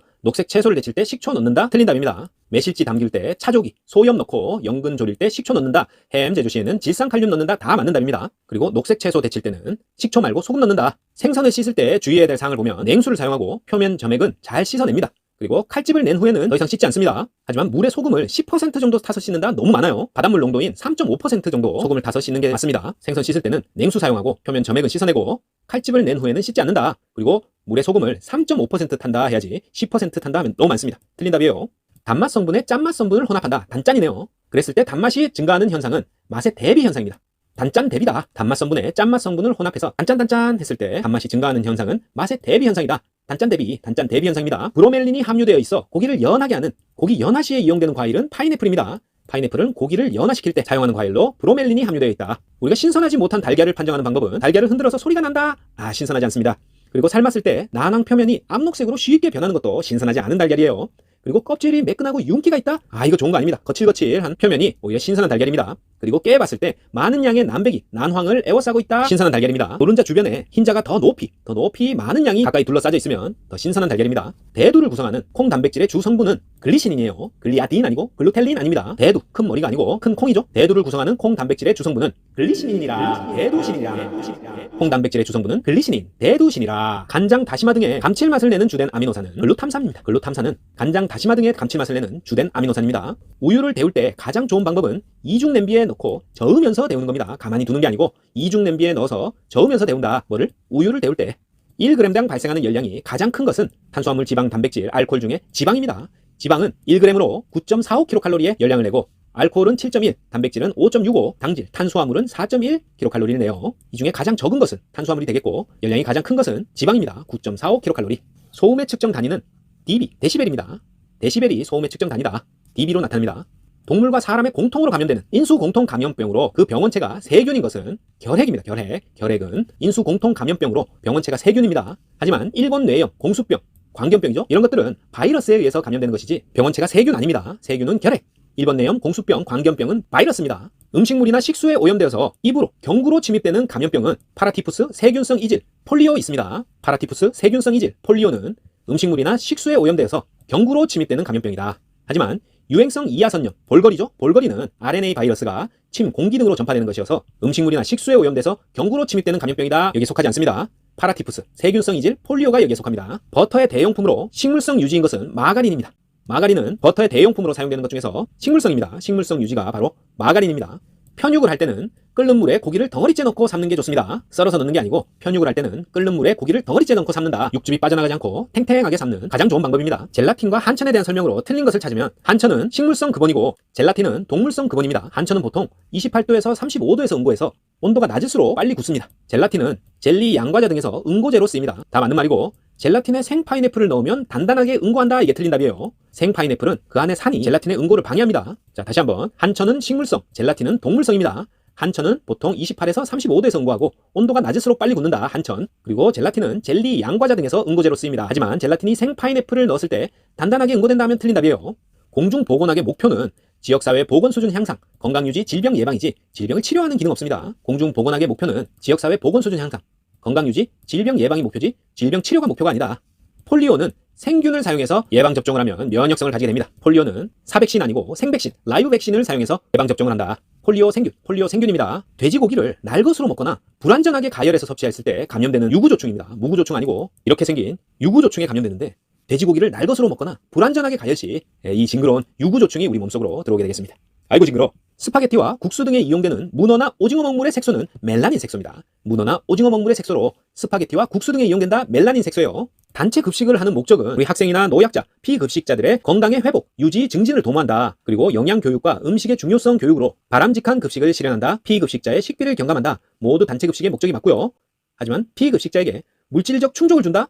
틀린 답입니다. 단체 급식 먹는다고 부자가 된 느낌이 드는 건 아니에요. 식비를 경감할 수는 있지만 그거 아껴서 부자가 되는 건 아니다. 물질적 충족을 준다 하면 틀립니다. 조미의 기본 순서는 설소간식입니다. 설소간식이 조미의 기본 순서다. 설탕, 소금, 간장, 식초 순입니다. 설소간식. 상식적으로도 나물 무치거나 국 끓일 때 식초부터 붓지는 않습니다. 그래서 설탕, 소금, 간장, 식초 순이다. 설소간식. 상수 처리 과정 중에서 가장 마지막 단계는 급수입니다. 급수. 우리가 한강물, 낙동강물, 상수원에서 물을 끌어와서 수돗물로 만드는 과정, 상수 처리 과정은 침사, 침전, 여과, 소독, 급수순입니다. 사전, 여소급 이렇게 외우면 됩니다. 사전, 여소급이다. 상수 처리 과정은 사전에 여과하고 소독해서 급수합니다. 침사가 먼저고 그 다음에 침전하는 거예요. 가장 마지막 단계는 급수죠. 하수 처리는 예비 처리, 본 처리, 온이 처리 순서입니다. 자, 온이 처리가 가장 마지막이다. 예비는 가장 먼저, 그 다음에 본 처리하고 온이 처리 순서다. 하수 처리 순서입니다. 상수 처리는 사전, 요소급. 자, 규폐증은 대표적인 진폐증으로 마른 기침과 호흡곤란이 주 증상입니다. 먼지 입자의 크기가 0.5에서 5 마이크로미터일 때 가장 잘 발생하고 암석 가공, 도자기, 유리 제조업 등의 근로자들에게 많이 발생하는 병이 바로 규폐증입니다. 하지만 일반적으로 위험 요인에 노출된 근무 경력이 1년 이후부터 자각 증상이 발생한다 하면 틀려요. 이 자각 증상은 스스로 알게 되는 거죠. 이게 처음에는 잘 모릅니다. 그리고 5년, 6년, 10년, 길게는 30년 후에 이 자각 증상이 발생하기도 하는 게 규폐증입니다. 대상 집단의 조직체가 급식 운영을 직접 하는 형태는 직영급식입니다. 직영급식은 대상 집단의 조직체가 급식 운영을 직접 하는 형태다. 직영급식. 수라상의 반찬 가짓수는 12첩입니다. 수라상의 잔품 가짓수는 12첩이다. 덩어리 육류를 건열로 표면에 갈색이 나도록 구워서 내부 육즙이 빠져나오지 않게 한 후 소량의 물과 우유와 함께 습열 조리를 하는 것을 브레이징이라고 합니다. 브레이징은 주로 덩어리 육류를 먼저 건열로 표면에 갈색이 나도록 구워서 내부 육즙이 빠져나오지 않게 한 후에 소량의 물이나 우유와 함께 습열 조리를 하는 것입니다. 브레이징. 기억해 두시고, 한천 젤리를 만든 후에 시간이 지나면 표면으로 수분이 빠져나오는 현상을 이장현상이라고 합니다. 이장현상은 한천 젤리를 만든 후에 시간이 지나면 표면으로 수분이 빠져나오는 현상입니다. 이장현상. 자, 인분을 사용한 밭, 똥을 밭에다 사용했을 때 특히 경피적 감염을 주의해야 하는 기생충은 십이지장충입니다. 똥거른 밭에서는 십이지장충을 조심해라. 인분을 사용한 밭에서 경피적 감염을 주의해야 하는 기생충은 십이지장충입니다. 자, 무구조충, 민촌충 감염의 올바른 예방 대책은 소고기를 반드시 가열해서 섭취하는 것입니다. 무구조충, 민촌충 감염의 올바른 예방 대책은 소고기의 가열 섭취다. 쥐에 의해서 옮겨지는 감염병은 패스트입니다. 이 패스트 옮기는 쥐는 쥐 패버려야 됩니다. 쥐 패스트.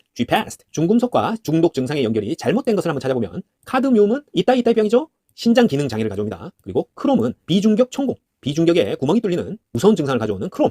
그리고 수은은 홍독성 흥분입니다. 하지만 납은 섬유화 현상 아니고 사지마비, 조혈기능 장애를 가져옵니다. 카드뮴은 신장기능 장애, 크롬은 비중격 천공, 수은은 홍독성 흥분. 하지만 납은 섬유화 현상 아니고 사지마비, 조혈기능 장애를 가져옵니다. 국소 진동으로 인한 질병, 직업병의 예방 대책은 보건 교육을 하고 작업 시간을 단축하고 완충 장치를 한다. 다 진동으로 인한 질병, 직업병의 예방 대책이 맞지만 방열복을 착용하는 것은 진동하고는 관계없겠죠. 열을 막아주는 거니까 진동으로 인한 질병과는 관련 없다. 보건 교육, 작업 시간 단축, 완충 장치는 예방 대책 맞다. 쓰레기 처리 시에 미생물까지 사멸하는데 아주 효과적이고, 하지만 대기오염 물질을 유발한다. 어떤 방법이죠? 소각법입니다. 소각법. 다 태워버리는 거죠. 태워버리면 미생물까지 완전히 사멸시키지만 대기오염을 유발한다. 소각법입니다. 평생 매일매일 섭취해도 아무런 장애가 일어나지 않는 최대량을 1일 섭취 허용량이라고 합니다. ADI. 매일 섭취해도 아무런 장애가 일어나지 않는 최대 수치는 바로 1일 섭취 허용량이지 50% 치사량 최대 무작용량 아닙니다. 자, 1일 섭취 허용량은 1일 체중 킬로그램당 미리그램 수로 표시하는데요. 매일 섭취해도 아무런 장애가 일어나지 않는 최대량을 의미합니다. 1일 섭취 허용량이다. 바지락 속에 들어있는 독성분은 베네루핀입니다. 베네루핀은 바지락에 들어있는 독성분이다. 바지락, 베네루핀입니다. 독성분 짝짓기 한번 해보면 솔라닌 감자싹이고요. 무스카린은 광대버섯 등의 버섯류, 그리고 아마니타 톡신도 독버섯에서 발견되는 독성분입니다. 자, 식중독의 잠복기가 아주 짧은 것은 황색 포도상구균 식중독입니다. 잠복기가 1시간에서 6시간밖에 안 되는 것이 황색 포도상구균 식중독인데요. 장염 비브리오 식중독은 10시간이고 장구균 식중독은 평균 10시간입니다. 살모넬라균 식중독도 12시간에서 36시간이 지나야 증상이 나타나기 때문에 식중독 잠복기가 가장 짧은 것은 황색 포도상구균 1시간에서 6시간의 잠복기를 가진 식중독이다. 김치에 존재하는 이 시큼한 맛, 이 산에 의해서 섬유소가 단단해지기 때문에 이 신김치는 오래 끓여도 쉽게 연해지지 않는 겁니다. 이거 맞는 말입니다. 김치에 존재하는 산에 의해서 섬유소가 단단해지기 때문에 신김치는 오래 끓여도 쉽게 연해지지 않는다. 그 이유가 산에 의해 섬유소가 단단해지기 때문이다. 요거 기억하시고요. 적외선에 속하는 파장은, 자, 우리가 광선의 파장이 자외선이 가장 짧고요. 그 다음에 가시광선, 적외선 순인데요. 가시광선의 범위를 알면 자외선과 적외선의 파장 범위도 바로 생각해내실 수 있습니다. 가시광선이 380에서 780 나노미터니까 자외선은 그보다 짧겠고 적외선은 그보다 길겠죠? 그래서 적외선은 가시광선보다 파장이 기니까 780보다 긴 800 나노미터다. 그러면은 적외선이 속하는 파장이 되겠습니다. 자외선은 380 나노미터 아래쪽이겠죠? 그보다 짧은 파장이 바로 자외선의 파장이다. 매개 곤충과 질병을 바르게 한번 짝지어보면, 자, 지금은 별로 없는 이는 발진 티푸스를 매개합니다. 아까 쥐하고 이 벼룩은 패스트입니다. 패스트를 매개하는 동물이 되겠고, 그 다음에 모기는 사상충증입니다. 그리고 쥐와 설치류들은 렙토스피라증을 매개하는 동물입니다. 여기 동물이겠네요. 매개 곤충이 아니라. 다시 한번, 이는 발진 티푸스, 쥐와 벼룩은 패스트, 그리고 모기는 사상충증, 쥐 같은 설치류들은 렙토스피라증입니다. 냉동식품의 특징은 미생물 발육을 저지하여 장기간 보존 가능하다 하면 맞고요. 저장 중 영양 손실이 적다, 그리고 산화를 억제하여 품질 저하를 막는다, 다 맞는 말입니다. 하지만 완만하게 동결해서 조직이 좋다 하면 틀리겠죠. 급속 동결해야 조직이 그대로 살아있습니다. 그래서 냉동식품은 완만 동결 아니다. 생선에 레몬즙을 뿌리면은 생선 비린내가 감소하고 산성이 돼서 미생물 증식이 억제되고 단백질이 응고됩니다. 다 맞는 말이고요. 하지만 신맛이 가해져서 생선이 부드러워진다 하면 틀린 말입니다. 단백질이 응고되기 때문에 더 탱탱해지고 식감이 살아나지 생선이 부드러워진다 하면 틀립니다. 식혜를 만들 때 엿기름을 당화시키는 데 가장 적합한 온도는 50에서 60도입니다. 식혜를 만들 때 엿기름을 당화시키는 데 가장 적합한 온도는 50에서 60도다. 식혜 엿기름 당화는 오륙이다. 오륙이 5, 60도입니다. 아일랜드형의 이 주방 형태는 환풍기와 후드의 수를 최소화할 수 있는 형태입니다. 환풍기와 후드 수를 최소화할 수 있는 조리장의 형태는 아일랜드형입니다. 우리가 일반 음식점의 모범업소의 지정 기준을 한번 살펴보면 종업원은 청결한 위생복을 착용해야 된다, 그런 기준이 있고요. 화장실에 일회용 위생종이 또는 에어타월이 당연히 비치되어 있어야 되겠죠. 주방에는 입식 조리대를 설치해야지 쪼그리고 앉아서 작업한다? 모범업소 못 됩니다. 하지만 일회용 물컵을 반드시 사용해야 된다? 모범적이지 않죠. 일회용 물컵 사용이 모범업소의 지정 기준 아닙니다. 난황, 계란 노른자에 들어있으며 마요네즈 제조 시에 유화제 역할을 하는 성분은 레시틴입니다. 레시틴이 마요네즈 제조할 때 유화제 역할을 한다. 그리고 노른자에 들어있는 성분이다. 레시틴입니다. 불포화 지방산에 수소를 첨가하는 것을 지방의 경화라고 합니다. 지방의 경화는 불포화 지방산에 수소를 첨가한다. 그게 바로 지방의 경화다 찾으셔야 됩니다. 어류의 염장법 중에 건염법, 마른 간법은 식염의 침투가 빠르지만 품질이 균일하지 못하고 지방질의 산화로 변색이 쉽게 일어난다. 다 맞는 말입니다. 어류의 염장법 중에 건염법, 마른 간법은 식염의 침투가 빠르지만 품질이 균일하지 못하고 지방질의 산화로 변색이 쉽게 일어납니다. 하지만 선도가 낮은 어류로 염장할 경우에는 생산량이 증가한다? 틀린답이겠죠. 닭고기 20kg으로 닭강정 100인분을 판매한 매출액이 100만원이라면 닭고기의 킬로그램당 단가를 12,000원에 구입하였고 총 양념 비용으로 8만원이 들었다. 식재료의 원가 비율을 찾으시오. 자, 식재료의 원가 비율 구하는 문제입니다. 결국에는. 그럼 이 원가 비율이 뭔지 알고 있어야 되겠죠? 원가 비율은 매출액 중에 원가가 얼만큼 들었냐 하는 것이니까 원가를 매출액으로 나눠주면 됩니다. 그럼 비율이 나오겠죠. 매출액에서 차지하고 있는 원가의 비율이니까 원가에서 매출액을 나눈다. 요것만 기억하시면 됩니다. 지금 매출액이 얼마였죠? 100만원이었죠. 그리고 원가는 자 항상 닭고기하고 양념을 더해야 됩니다. 닭고기 원가가 있고 양념 원가가 있을 텐데 그 두 개를 더해야 됩니다. 자, 닭고기 원가는 킬로그램당 12,000원이니까 20kg를 사면 12,000원 곱하기 20해서 24만원이 되겠고, 그 다음에 양념은 8만원이 들었죠? 그래서 닭고기 원가와 양념 원가를 다 합치면 32만원이 됩니다. 24만원 더하기 8만원. 그러면 이제 매출액 100만원 나왔고 원가 32만원 나왔으니까 이 원가 비율은 바로 32%가 되는 거겠죠? 그래서 우리 시험이 이런 계산 문제를 엄청 어렵게 만들지 않기 때문에 숫자가 아주 쉽게 주어질 겁니다. 그래서 매출액은 이쪽이 100%가 되기 때문에 보통 100단위로 100만원 이렇게 나오고 이 원가만 구하면 되는데 원가는 닭고기하고 양념 합쳐야 된다. 그것만 기억하시면 이 숫자가 좀 복잡해 보여도 아주 쉽게 계산할 수 있는 그런 문제입니다. 열에 의해서 가장 쉽게 파괴되는 비타민은 비타민 C입니다. 비타민 C는 열에 의해서 가장 쉽게 파괴된다. 자, 아까 봤던 자외선, 가시광선, 적외선, 아까는 파장의 길이를 알아봤고요. 자, 각각이 가진 특성을 한번 알아보면 자외선은 짧은 파장이었죠? 380나노미터 이하의 짧은 파장, 피부 홍방과 색소 침착을 가져오고 우리 몸에서 비타민 D를 생성하게 하는 자외선입니다. 피부에 기미 주근깨를 생성하지만 우리 몸속에 비타민 D를 생성하는 자외선. 그리고 가시광선은 우리 눈이 볼 수 있게 하죠. 색채를 부여하고 명암을 구분할 수 있게 해주는 아주 고마운 가시광선입니다. 그리고 적외선은 파장이 길고 780 이상으로 길고 따뜻한 게 특징입니다. 그리고 일사병과 백내장을 유발할 수도 있다. 이 장점과 단점을 모두 가진 자외선과 적외선입니다. 알아두시고, 가열에 의해서 고유의 냄새 성분이 생성되는 것은 장어구이, 스테이크, 커피 모두 가열했을 때 냄새가 상상되죠? 하지만 포도주는 아닙니다. 포도주는 가열한다고 독특한 또 다른 고유의 냄새가 생성되진 않습니다. 장어구이, 스테이크, 커피는 가열했을 때 고유의 냄새 생성된다. 연제품 제조 시에 탄성력을 위해서 꼭 첨가해야 하는 것은, 이 연제품이라는 것은 고기를 갈아서 다져서 만든 어육이나 소시지 제품 뭐 그런 겁니다. 이런 연제품 제조 시에 탄성력 증대를 위해서 꼭 첨가하는 것은 소금입니다. 소금, 다른 성분 아니고 소금을 넣어서 짭짤해야 탄성력이 증가된다. 식품위생법상 출입, 검사, 수거와 관련해서 관계 공무원은 영업소의 식품 또는 영업시설 검사를 실시할 수 있다. 맞고요. 필요에 따라 영업장부 또는 서류 열람이 가능하다. 출입, 검사, 수거 또는 열람 시에 그 권한을 표시하는 증표를 지니고 이를 관계인에게 내보여야 한다. 당연한 말이죠. 하지만 관계 공무원은 영업상 사용하는 식품 등의 검사를 위해서 필요한 최소량이더라 하더라도 무상으로 수거할 수 없다? 아닙니다. 무상으로 수거할 수 있습니다. 뭔가 문제가 있어 보이니까 검사를 하려고 수거해 가는 거겠죠? 공무원이 맛집에 찾아와서 공짜로 먹으려고 검사 좀 해봅시다 이런 거 아니에요. 그래서 검사를 위해서 필요한 최소량은 무상으로 수거할 수 있다 해야지, 최소량이더라도 무상으로 수거할 수 없다 하면 틀립니다. 식품위생과 관련된 곰팡이의 특징 보겠습니다. 곰팡이는 건조식품을 잘 변질시키고 수분이 많이 필요 없죠? 대부분의 생육에 산소를 요구하는 절대 호기성 미생물입니다. 그리고 곰팡이 독을 생성하는 것도 있다. 모두 곰팡이의 특징입니다. 하지만 일반적으로 생육 속도가 세균에 비해서 빠르다 하면 틀려요. 세균이 더 빠릅니다. 곰팡이의 특징은 건조식품을 잘 변질시키고 대부분 생육에 산소를 요구하는 절대 호기성 미생물이다. 그리고 곰팡이 독을 생성하는 것도 있다. 하지만 생육 속도가 세균에 비해서 빠르다 하면 틀립니다. 미생물의 생육에 필요한 수분 활성도의 크기를 비교해보면 세균이 수분을 가장 많이 요구하고 그 다음에 효모, 그 다음에 곰팡이입니다. 생육의 수분을 요구하는 정도인 수분 활성도는 세균이 제일 크고 그 다음에 효모, 곰팡이 순입니다. 세효곰입니다. 세균, 효모, 곰팡이 순이다. 신맛 성분이 알맞게 짝지어진 것은 구연산은 감귤류, 젖산은 김치류, 주석산은 포도입니다. 하지만 호박산이 늙은 호박이다. 자, 늙은 호박 아니고 호박산은 조개류에 많습니다. 구연산은 감귤류, 젖산은 김치류, 주석산은 포도, 호박산은 호박에 많은 게 아니고 조개류에 많습니다. 우리가 카제인은 인단백질입니다. 카제인은 인단백질이다. 전분식품의 노화를 억제하는 방법은 설탕을 첨가하거나 유화제를 사용하거나 아니면 수분을 15% 이하로 한다. 다 맞는 방법입니다. 전분식품의 노화를 억제하는 방법은 설탕 첨가, 유화제 사용, 수분 15% 이하로 한다. 다 맞고요. 식품을 냉장 보관한다. 틀렸습니다. 냉장 보관한다고 전분식품 노화 억제되지 않습니다. 설탕 첨가, 유화제 사용, 수분 15% 이하로 한다. 노화 억제 방법. 완두콩 통조림을 가열해도 녹색이 유지되는 이유는 구립 클로로필 때문입니다. 구립 클로로필 때문에 완두콩 통조림은 가열해도 녹색이 유지된다. 구립 클로로필. 당근은 생식하는 것보다 기름에 볶는 조리법이 좋습니다. 당근은 생식보다는 기름에 볶아야 제맛이다. 당근은 생식보다 기름에 볶는 조리법이 좋다.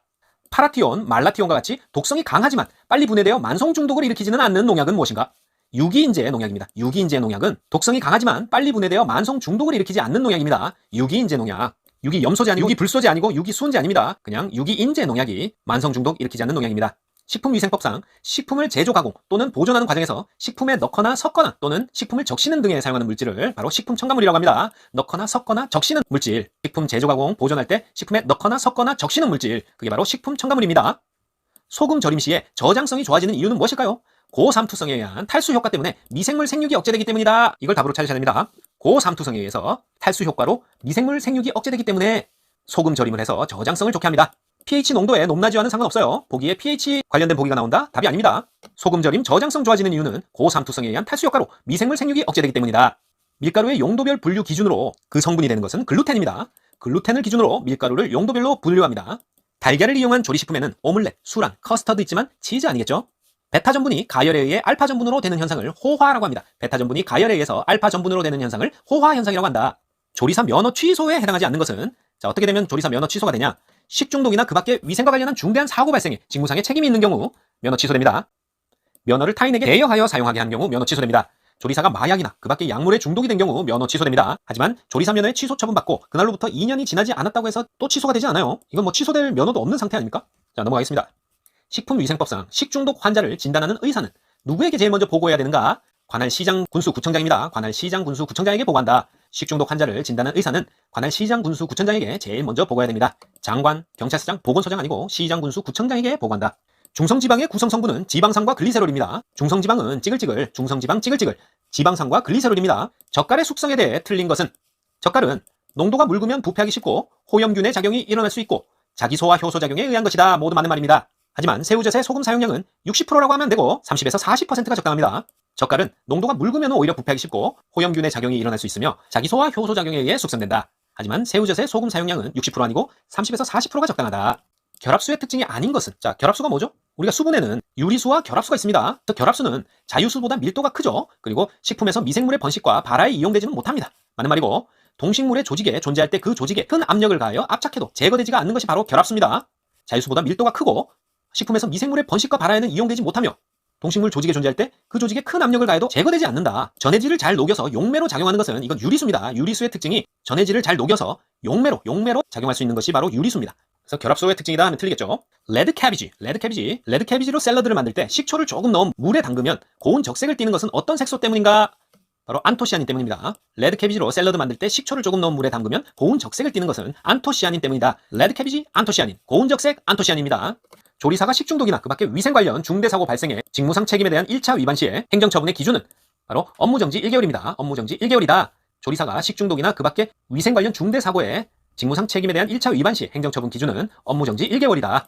식품 적개업 영업을 하려는 자는 몇 시간의 식품 위생교육을 미리 받아야 하는가? 6시간입니다. 자, 6시간 동안 식품 위생교육 받아야 식품 접개업 영업을 할 수가 있습니다. 식품 위생교육은 6시간이다. 즉석 판매 제조, 가공업선에 원하는 만큼 덜어서 직접 최종 소비자에게 판매하는 대상 식품은 어떤 게 있을까요? 된장, 식빵, 우동은 괜찮습니다. 된장, 식빵, 우동은 자, 업소 내에서 원하는 만큼 덜어서 직접 최종 소비자에게 판매할 수 있습니다. 하지만 어육 제품 안 됩니다. 된장, 식빵, 우동은 원하는 만큼 덜어서 최종 소비자에게 판매할 수 있고 어육 제품은 안 된다. 식품 첨가물의 주요 용도로 연결이 옳은 것은 자, 호박산은 산도 조절제입니다. 호박산은 산도 조절제다. 이산화티타늄은 발색제가 아니라 착색제입니다. 그리고 명반은 보존료가 아니라 응결제, 매염제입니다. 응결을 시키거나 염색을 매게 하는 작용을 한다. 3이산화철은 표백제가 아니라 착색제입니다. 바나나의 꼭지나 곤약 등을 착색하는 데 쓰입니다. 그래서 호박산은 산도 조절제, 이산화티타늄은 착색제, 명반은 응결제, 매염제고요. 3이산화철은 착색제, 바나나, 곤약 등의 착색제다. 대장균의 최적 증식 온도 범위는 30에서 40도입니다. 우리가 여름철 기승을 부리는 대장균의 최적 증식 온도 범위는 30에서 40도다. 식품에 존재하는 유기물질을 고온으로 가열할 때 단백질이나 지방이 분해되어 생기는 유해물질을 다환방향족 탄화수소라고 합니다. 다환방향족 탄화수소는 식품에 존재하는 유기물질을 고온으로 가열할 때 단백질이나 지방이 분해되어 생기는 유해물질이다. 다환방향족 탄화수소였고요. 60도씨에서 30분간 가열하면 식품 안전에 위해가 되지 않는 세균은 살모넬라균입니다. 살모넬라균은 60도에서 30분간 가열하면 모두 죽습니다. 살모넬라균. 섭조계에서 문제를 일으킬 수 있는 독소 성분은 삭시톡신입니다. 삭시톡신. 삭시톡신은 섭조계에서 문제를 일으킬 수 있는 독소 성분이다. 섭조계 삭시토신. 요구르트 제조는 우유 단백질의 응고성을 이용한 겁니다. 요구르트는 우유 단백질이 응고된 거죠? 요구르트 제조는 우유 단백질의 응고성을 이용한 거다. 어패류의 선도평가, 신선도평가에 이용되는 지표 성분은 트리메틸아민입니다. 트리메틸아민. 트리메틸아민은 어패류의 신선도평가에 이용되는 지표 성분이다. 식품의 변화 현상에 대해서 알아보면 산패는 유지식품의 지방질 산화를 말하고 부패는 단백질과 유기물이 부패해서 미생물에 의해 분해되는 걸 말합니다. 그리고 변질은 식품의 품질이 저하되는 걸 말합니다. 하지만 발효는 화학물질에 의한 유기화합물의 분해가 아닙니다. 발효 역시 미생물에 의한 유기화합물의 분해입니다. 발효 역시 부패와 마찬가지로 미생물에 의한 유기화합물 분해지만 발효는 우리 몸에 이로운 물질이 생겨난다는 게 부패와의 차이점이죠. 국가보건수준평가용으로 가장 많이 사용되는 지표는 영아 사망률입니다. 한 국가의 보건수준평가용으로 가장 많이 사용되는 지표는 영아 사망률이다. 모든 미생물을 제거하여 무균 상태로 하는 조작은 멸균입니다. 모든 미생물을 제거해서 무균 상태로 만든 조작은 멸균이다. 식품 첨가물 중에 보존료의 목적은 미생물에 의한 부패를 방지하는 겁니다. 보존료의 목적은 미생물에 의한 부패 방지다. 알레르기성 식중독을 유발하는 것은 모르가넬라 모르가니? 모르가넬라 모르가니는 알레르기성 식중독을 유발합니다. 알레르기성 식중독 모르가넬라 모르가니. 내가 알레르기인 거 몰라? 모르가넬라 모르가니. 식품에서 자연적으로 발생하는 유독물질을 통해 식중독을 일으킬 수 있는 식품과 가장 거리가 먼 것은 모시조개, 피마자, 미숙한 매실 모두 자연적으로 발생하는 유독물질에 의해 식중독을 일으킬 수 있는 식품입니다. 하지만 표고버섯은 아닙니다. 표고버섯은 식중독 일으키지 않고 모시조개, 피마자, 미숙한 매실은 식중독 일으킵니다. 소시지 등 가공육 육색을 고정하기 위해서 첨가하는 식품 첨가물은 발색제입니다. 발색제. 소세지, 발색제. 소세지 등 육가공 육색을 고정하기 위해서 발색제를 첨가합니다. 착색제 아니고 발색제다. 소독의 지표가 되는 소독제는 석탄산입니다. 자, 석탄산이 소독의 지표가 됩니다. 밑에 거 다 아닙니다. 석탄산이 소독의 지표가 된다. 소독의 지표 석탄산. 과거 일본의 미나마타병의 집단 발병 원인이 되는 중금속은 수은입니다. 수은. 수은이 미나마타병 집단 발병 원인이다. 미나마타 수은입니다. 칼슘과 인이 소변 중으로 유출되는 골연화증, 신장장애 등을 유발하는 중금속은 카드뮴입니다. 카드뮴. 골연화증, 신장장애는 카드뮴이다. 자, 총리령에 의하면 보존식은 매회 1인분 분량을 영하 18도 이하로 144시간 이상 보관을 해야 됩니다. 총리령에 따르면 보존식일 경우 매회 1인분 분량을 영하 18도씨 이하로 144시간 이상 보관할 것. 이런 규정이 있습니다. 난황색소는 카로티노이드입니다. 난황색소는 카로티노이드다. 난황카로티, 카로티노이드. 딸기잼 제조 과정 중에 단백질 변성 응고작용은 일어나지 않습니다. 단백질 변성 응고작용이 일어나는 것 중에 딸기잼 제조는 없다. 그럼 어떤 과정이 단백질 변성 응고작용이 일어나는가? 딸기잼 말고 치즈 가공, 두부 제조, 달걀 삶기에서 단백질 변성 응고작용이 일어납니다. 치즈 가공, 두부 제조, 달걀 삶기에서는 일어나고 딸기잼 제조에서는 단백질 변성 응고작용이 일어나지 않는다. 자, DTP 기본 접종과 관계 있는 병은 디프테리아, 파상풍, 백일해입니다. 풍진과 관련 없어요. DTP. DTP는 디프테리아, 파상풍, 그 다음에 백일해입니다. 디파백이 DTP 디파백입니다. 디프테리아, 파상풍, 백일해, 디파백, DTP는 디파백. 모카씨의 독은 고시폴입니다. 모카씨의 독은 뭔가? 고시폴입니다. 모카씨의 독은 고시폴이다. 사용이 허가된 산미료는 구연산입니다. 계피산, 말톨, 초산에틸 이런 거는 사용 허가된 산미료 아닙니다. 자, 구연산이 사용이 허가된 산미료다. 육류 발색제 아질산염이 블라블라블라 반응하여 생성되는 발암성 물질은 니트로사민입니다. 니트로사민. 아질산염 니트로사민입니다. 육류 발색제 아질산염이 블라블라블라 반응하여 생성되는 발암성 물질은 니트로사민. 우유의 균질화에 대한 설명이 아닌 것은 지방구의 크기를 0.1에서 2.2 마이크로미터 정도로 균일하게 만들 수 있고 지방의 소화를 용이하게 한다. 큰 지방구의 크림층 형성을 방지한다. 자, 우유의 균질화라는 게 우유를 스트레이너, 거름망 등으로 아주 잘게 쪼개는 겁니다. 우유의 지방을 잘게 또 쪼개는 게 우유의 균질화입니다. 잘게 쪼개서 우유 지방구의 크기를 균일하게 만들고 지방의 소화를 용이하게 하고 큰 지방구 크림층 형성을 방지합니다. 하지만 탈지유는 지방을 잘게 쪼갠 게 아니고 지방을 걷어낸 거죠. 탈지유를 첨가하여 지방의 함량을 맞춘다. 이 말은 틀린 말입니다. 우유의 균질화는 지방을 잘게 쪼개서 균일하게 만드는 건데 탈지유를 첨가하여 지방의 함량을 맞춘다는 틀린 말이다. 섬유소와 한천에 대한 설명 중 틀린 것은 자, 섬유소와 한천은 체내에서 소화되지 않는다. 맞고요. 변비를 예방한다. 맞습니다. 모두 다당류이다. 맞는 말입니다. 하지만 산을 첨가하여 가열하면 분해되지 않는다. 아니고 산을 첨가하면 분해됩니다. 섬유소와 한천에 산을 첨가하여 가열하면 분해된다. 그래서 분해 안 된다는 틀렸어요. 섬유소와 한천은 체내에서 소화되지 않고 변비를 예방하고 모두 다당류이다. 그리고 산을 첨가하여 가열하면 분해된다. 미생물의 3대 생육 조건에는 수분, 온도, 영양소입니다. 수분, 온도, 영양소는 미생물의 3대 생육 조건이다. 탄수화물 5탄당에 해당되는 것은 자일로스, 아라비노스, 리보스. 이렇게는 탄수화물 5탄당에 해당하고 갈락토스는 해당되지 않습니다. 자일로스, 아라비노스, 리보스, 짜리, 앞자만 따서 짜리는 탄수화물 5탄당입니다. 황함유 아미노산에는 어떤 게 있는가? 시스테인, 시스틴, 메티오닌. 시시메가 황함유 아미노산입니다. 황함유 아미노산에는 시스테인, 시스틴, 메티오닌 있습니다. 시시메. 하지만 트레오닌 아닙니다. 트레오닌은 황함유 아미노산 아니다. 전자레인지의 주된 조리 원리는 초단파입니다. 초단파. 전자레인지 초단파예요. CA 저장에 가장 적합한 식품은 과일류입니다. 과일류. CA 저장에 가장 적합한 식품. CA 저장, Controlled Atmosphere Storage. CA 저장에 가장 적합한 식품에는 청과류, 과일류가 있습니다. CA 저장은 이산화탄소, 질소, 산소 등 대기 조성 성분을 조절해서 오랫동안 보관에 적합하도록 만드는 건데요. 이산화탄소와 질소의 함량은 높이고 보통 산소량을 줄여서 산화를 방지하게 되겠습니다. 그래서 CA 저장에 가장 적합한 식품류는 청과류, 과일류다. 우유 아니고 생선류 아닙니다. 과일의 일반적인 특성과 달리 지방 함량이 가장 높은 과일은 아보카도입니다. 아보카도는 과일의 일반적 특성과 달리 지방 함량이 가장 높은 과일입니다. 열 전도율이 커서 열을 전달하기 쉬운 조리기구 재질은 알루미늄입니다. 알루미늄은 열 전도율이 커서 열을 전달하기 쉬운 조리기구 재질이에요.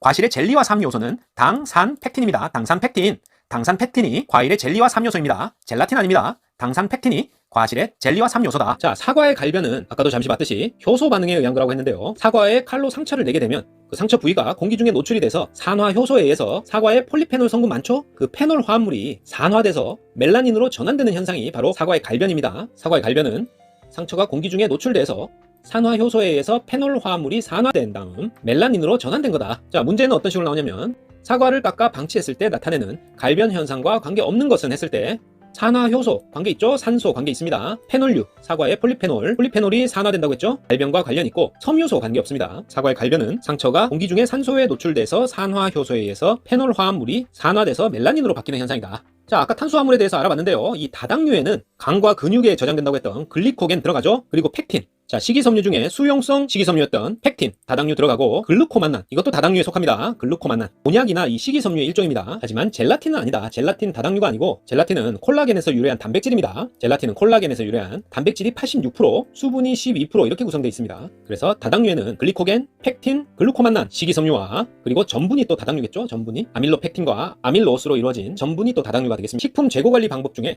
최근에 구입한 식품부터 사용하고 그래서 가장 오래된 물품이 재고로 남게 되는 것은 최근에 구입해서 창고로 들어온 거죠. 그러니까 후입이다. 그걸 먼저 사용하려고 창고에서 출고되니까 후입 선출법이다. 가장 나중에 창고로 들어온 게 먼저 사용하려고 나간다. 후입 선출법. 근데 그렇게 되면 가장 오래된 물품이 재고로 남아서 유통기한 지나서 버리게 될 수도 있겠죠. 당장 사용하는 것은 신선하겠지만. 그래서 보통 선입 선출법을 씁니다.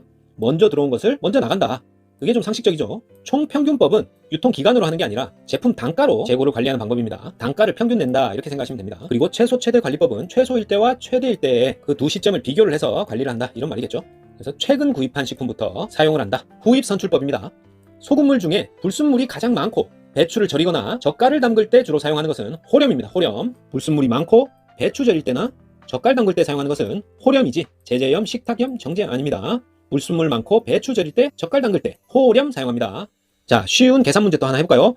판매 가격이 5,000원인 메뉴의 식재료비가 2,000원인 경우 이 메뉴의 식재료비 비율은 자, 판매 가격 5,000원인데 재료비 2,000원이다. 몇 퍼센트죠? 그냥 딱 봐도 40% 나옵니다.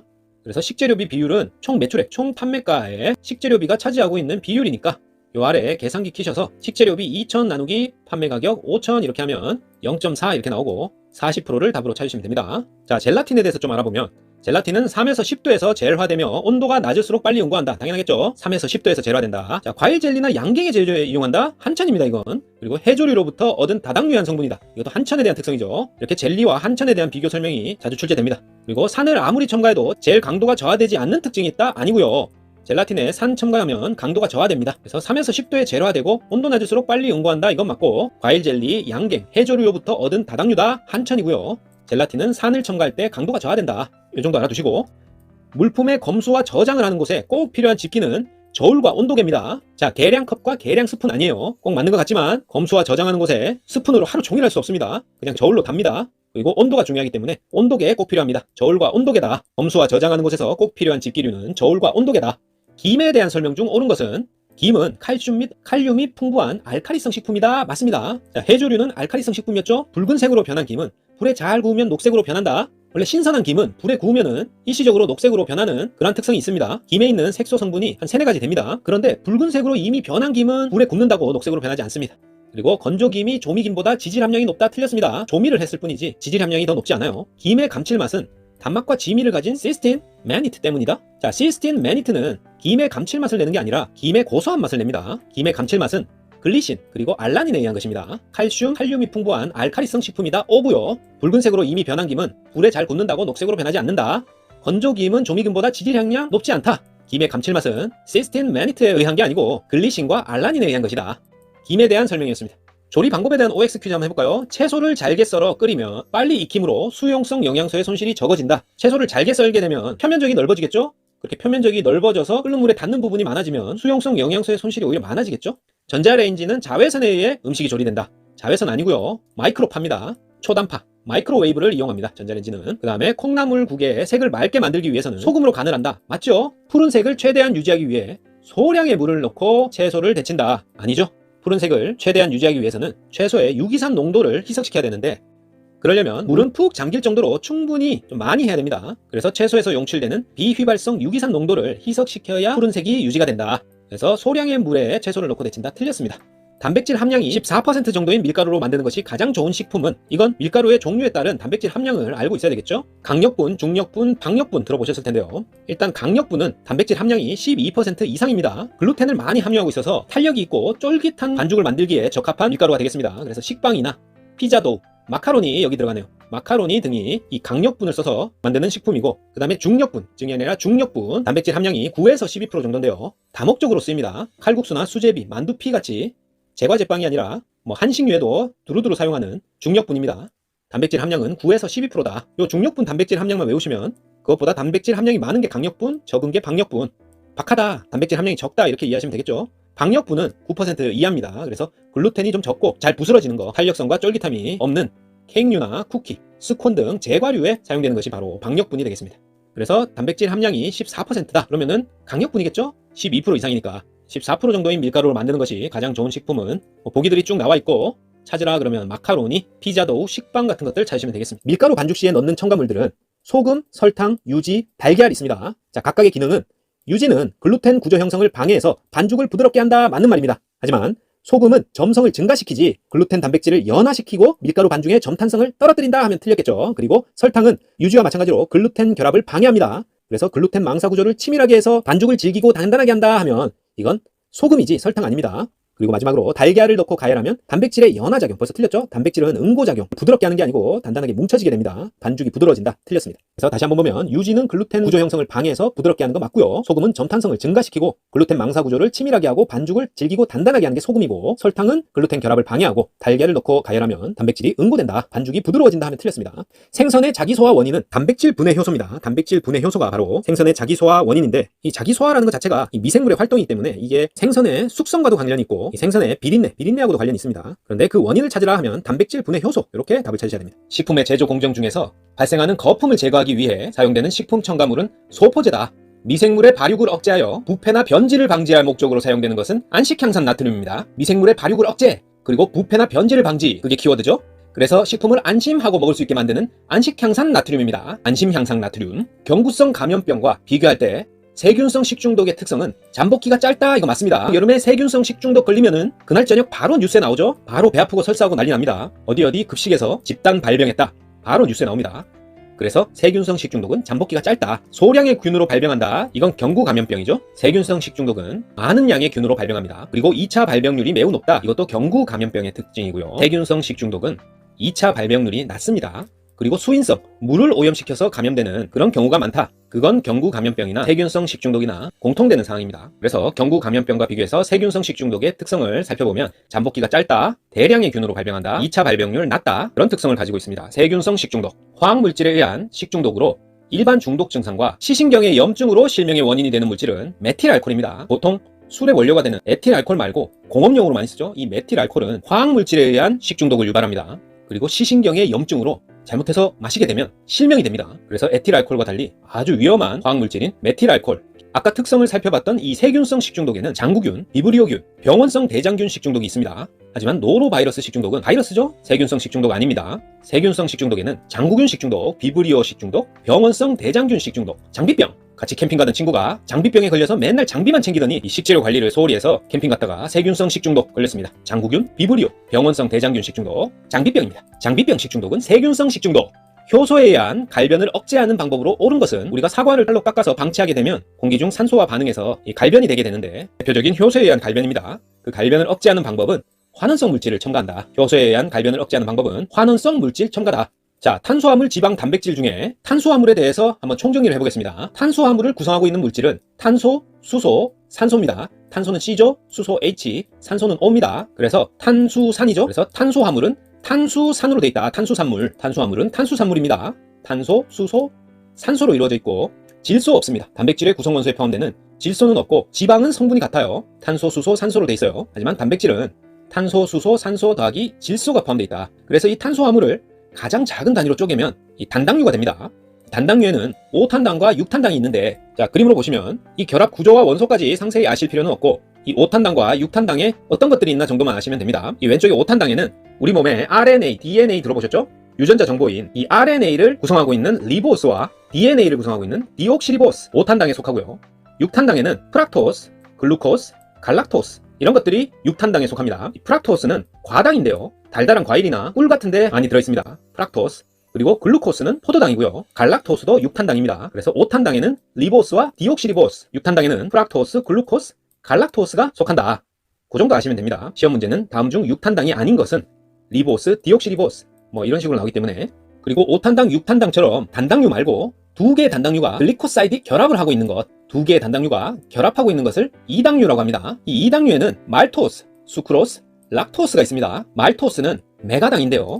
말맥입니다. 자, 두 개의 포도당이 결합을 한 구조입니다. 그래서 말포포입니다. 말포포. 두 개의 포도당이 결합한 건 말토스, 메가당입니다. 그리고 수크로스. 수크로스는 설탕이 대표적인데요. 포도당과 과당이 결합하고 있다. 포도당은 글루코스, 과당은 프락토스였죠. 그래서 수크로스는 포도당과 과당 결합이다. 수포과입니다. 그 다음에 락토스는 유당인데요. 포도당, 글루코스와 갈락토스, 갈락토스가 결합한 거다. 락포갈. 말토스는 포도당 2개, 수크로스는 포도당 과당, 락토스는 포도당과 갈락토스가 결합한 거다. 꼭 알아두시고요. 그림을 한번 보시면 수크로스, 락토스, 말토스 모두 단당류 2개가 서로 손잡고 있죠. 이렇게 손잡고 있습니다. 그래서 사이좋게 단당류 2개가 결합한 것을 이당류라고 한다. 서로 이질적이다. 다를 2가 아니라 숫자 2입니다. 자, 그리고 단당류가 3개, 4개 결합한 것 중에는 올리고당이 대표적이고요. 10개에서 수천 개까지의 단당류가 중합체를 이룬다. 다당류입니다. 복합당질이라고도 하고요. 이 다당류에는 전분, 글리코겐, 식이섬유 있습니다. 먼저 전분은 아밀로스와 아밀로펙틴으로 구성되어 있죠. 전분은 아밀로스와 아밀로펙틴으로 되어 있다. 그리고 글리코겐은 간과 근육에 저장이 되고 자, 마지막으로 식이섬유에는 수용성인 펙틴과 불용성인 셀룰로스가 있습니다. 그래서 너무 깊이 있는 내용보다는 식이섬유에는 펙틴과 셀룰로스인데 펙틴은 수용성, 셀룰로스는 불용성이다 정도. 전분에는 아밀로스와 아밀로펙틴으로 구성되어 있다. 전분, 글리코겐, 식이섬유는 다당류고 이당류는 단당류 2개가 결합한 것인데 말토스, 메가당은 포도당 2개, 수크로스, 설탕은 포도당과 과당, 락토스, 유당은 포도당과 갈락토스가 결합한 것이다. 요거는 꼭 알고 있어야 문제를 풀 수가 있습니다. 자, 강화식품에 대한 설명으로 틀린 것은 강화식품은 식품에 원래 적게 들어있는 영양소를 보충한다. 맞고요. 식품의 가공 중에 손실되기 쉬운 영양소를 보충한다. 영양소를 강화시킨 거죠. 맞고요. 강화 영양소로는 비타민 A, 비타민 B, 칼슘 등을 이용한다. 이것도 맞습니다. 하지만 알파화 쌀은 대표적인 강화식품이다.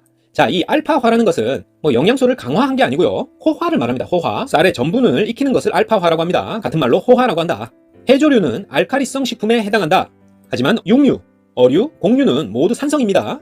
해조류는 알카리성, 육류, 어류, 곡류는 모두 산성입니다. 두부를 만드는 과정은 콩단백질에 소금물 같은 무기염류를 이용해서 응고시키는 변성을 가져와서 두부가 되는 겁니다. 두부를 건조해서 만들거나 효소를 이용한다거나 동결을 이용해서 그 형태를 변화시키는 게 아니죠. 두부 단백질, 글리시닌을 소금물, 무기염류로 응고시키는 겁니다. 그게 바로 두부다. 우리가 꽃 부분을 식용 부위로 하는 식물은 콜리플라워입니다. 이름에 플라워 있죠? 꽃이 있습니다. 꽃. 주로 꽃 부분을 먹는다. 꽃 부분을 식용 부위로 하는 콜리플라워. 현미는 벼의 왕겨층 부위를 벗겨낸 것입니다. 현미는 벼의 다른 부분 아니고 완겨층 부위를 벗겨낸 것이다. 시설 위생을 위한 사항으로 적합하지 않은 것은 먼저 적합한 사항 보면 주방 냄비를 세척 후에 열 처리해둔다. 주방의 천정 바닥 벽면도 주기적으로 청소한다. 당연하죠. 나무 도마는 사용 후에 깨끗이 하고 일광 소독을 하도록 한다. 젖은 채 두지 않습니다. 하지만 딥프라이어 튀김기의 경우에 기름은 매주 뽑아내어 걸러서 찌꺼기가 남아있는 일이 없도록 한다. 찌꺼기가 남아있는 일이 없도록 한다. 맞는 것 같은데 매주 일주일마다 하면 벌써 이 기름이 공기와 접촉해서 많이 산화돼 있습니다. 그래서 매주는 너무 늦고 기름 상태를 봐서 매일 해야 됩니다.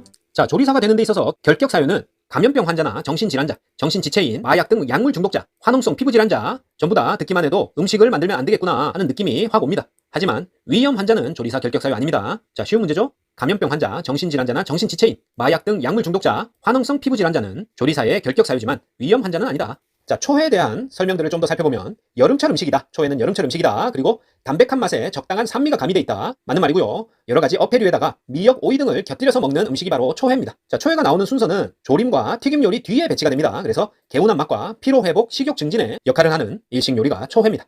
여름철 음식으로 적당하다. 그래서 겨울철 음식으로 적당하다면 틀린 답이 되겠어요. 담백한 맛에 적당한 산미, 어패류에 미역, 오이 등을 곁들여 먹고 조림과 튀김 요리 뒤에 배치한다. 앞에 나온다 하면 틀리겠죠? 개운한 맛, 피로회복, 식욕 증진이다. 초회의 역할이었습니다. 자, 무즙에 고추즙을 갠 빨간색 무즙을 붉은 단풍과 흡사하다 해서 모미지 오롯이라고 합니다. 또는 아카 오롯이라고 한다. 무즙에 고추즙을 개서 붉은 빛깔이 나게 만들어서 폰즈 소스에 넣거나 초회를 만들 때 볶껍질 무침 등에 사용하는 양념이 모미지 오롯이가 되겠습니다. 모미지가 붉은 단풍이라는 뜻이죠. 모미지 오롯이, 아카 오롯이는 무즙에 고추즙을 갠 빨간색 무즙이다. 모미지 오롯이. 자, 여기서 폰즈 소스는 감귤류 과즙으로 만든 일본의 대표적인 조미료죠. 17세기에 나가사키에 거주하던 네덜란드 상인들에 의해 정해져서 나가사키 미즈다키 같은 나베 요리나 샤브샤브를 찍어 먹는 용도로 사용했던 조미료가 바로 폰즈입니다.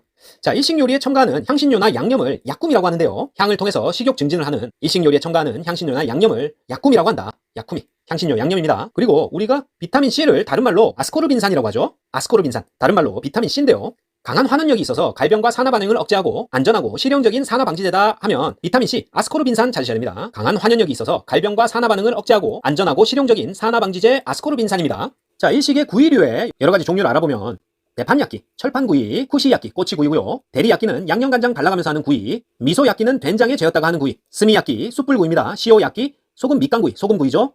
자, 그냥 일본 단어 외운다고 생각하시면 돼요. 이미 일상생활 속에 많이 접하고 있는 음식들입니다. 대판야끼는 철판구이, 쿠시야끼, 꼬치구이, 대리야끼, 양념간장구이, 미소야끼, 된장구이, 스미야끼, 숯불구이, 시오야끼, 소금구이입니다. 자, 우리가 갈변을 이야기할 때 두 가지를 알고 있어야 되는데요. 간장 및 된장의 갈변은 비효소적 갈변으로 마이야르 반응입니다. 반면에 고구마의 절단면이나 다진 양송이, 홍차의 갈변은 효소적 갈변이다. 간장과 된장의 갈변은 아미노산과 환원당의 화학적 반응이죠. 그래서 비효소적 갈변이다. 마이야르 반응이고요. 고구마의 절단면, 다진 양송이, 홍차의 갈변은 식품 중에 들어있는 폴리페놀 화합물이 산소와 반응해서 갈색의 멜라닌 색소를 생성하는 효소적 갈변입니다. 그래서 다음 중 효소적 갈변이 아닌 것은 하면 된장, 간장 갈변 찾으셔야 됩니다. 자, 우리 몸에 필요한 각종 비타민들이 결핍됐을 때 나타나는 결핍증을 연결시킬 수 있으셔야 됩니다. 일단 비타민 A, D, E, K 그리고 비타민 B, C를 나눌 수 있겠는데요. 비타민 A, D, E, K는 지용성 비타민입니다. 기름에 녹는 지용성 비타민이고 비타민 B, C는 수용성 비타민이죠. 물에 녹는 수용성 비타민, 비타민 B, C다. 그래서 일단 비타민 A가 결핍됐을 때는 눈과 관련된 것, 안구 건조증, 안염이나 각막 연화증에 걸릴 수 있고요. 비타민 D는 골 연화증, 소화의 경우 발육 부진을 가져오게 됩니다. 비타민 D. 그리고 비타민 E의 결핍증은 비타민 E는 토코페롤이죠. 토코페롤 다른 말로 비타민 E가 결핍되면 불임이나 근육 위축증을 가져온다.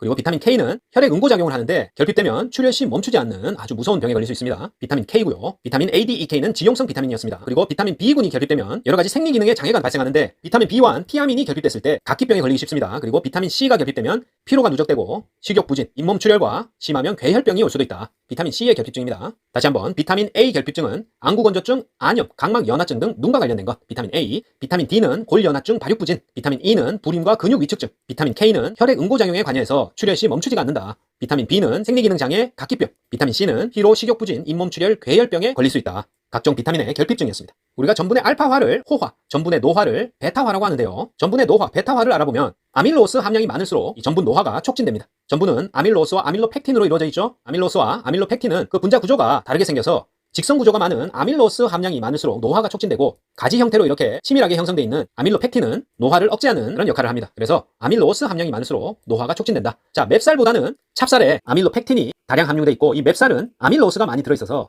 노화가 빠릅니다. 그래서 맵쌀이 찹쌀보다 노화가 빠르다 옵니다. 찹쌀에는 아밀로스는 거의 없고 아밀로펙틴으로 이루어져 있다. 더 쉽게 노화된단 말은 단단하게 굳는다, 딱딱해진다 이렇게 보시면 돼요. 그리고 전분의 노화는 다량의 수소이온이 있을 때 노화가 촉진된다. 그리고 0도씨에서 5도씨의 냉장 온도에서 노화가 가장 빠르다. 냉동 아닙니다. 냉동 온도가 아니라 0도에서 5도씨의 냉장 온도에서 노화가 가장 빠르다. 그리고 수분 함량은 30에서 60도일 때 노화가 가장 빠릅니다. 그래서 수분 함량도 이거보다 더 낮거나 높게 적어놓고 노화가 가장 빠르다 그러면 틀린 답이 되겠어요. 수분 함량은 30에서 60%, 온도는 0에서 5도 다량의 수소 이온을 포함하고 있을 때 노화가 촉진되고 맵쌀이 찹쌀보다 노화가 빠르다. 아밀로스 함량이 많을수록 노화가 촉진된다. 기억해 두시면 되겠습니다.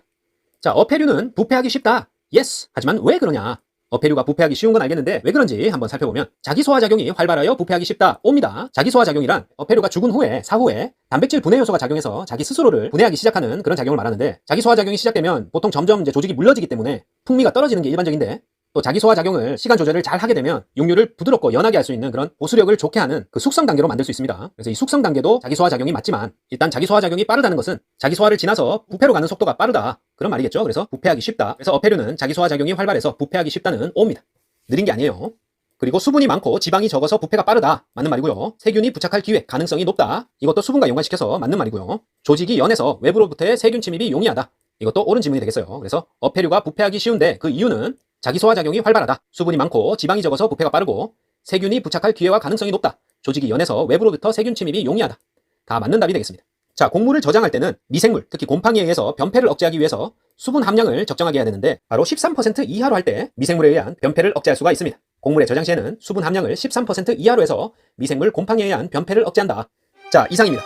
책 없이 듣기로 합격하는 일식조리 기능사 기출 스피드 암기노트 벼락치기 한방의 정리편은 여기까지였습니다. 파이팅 홍콩TV 구독, 좋아요 부탁드리고 저는 더 좋은 영상으로 다시 찾아뵙겠습니다. 감사합니다.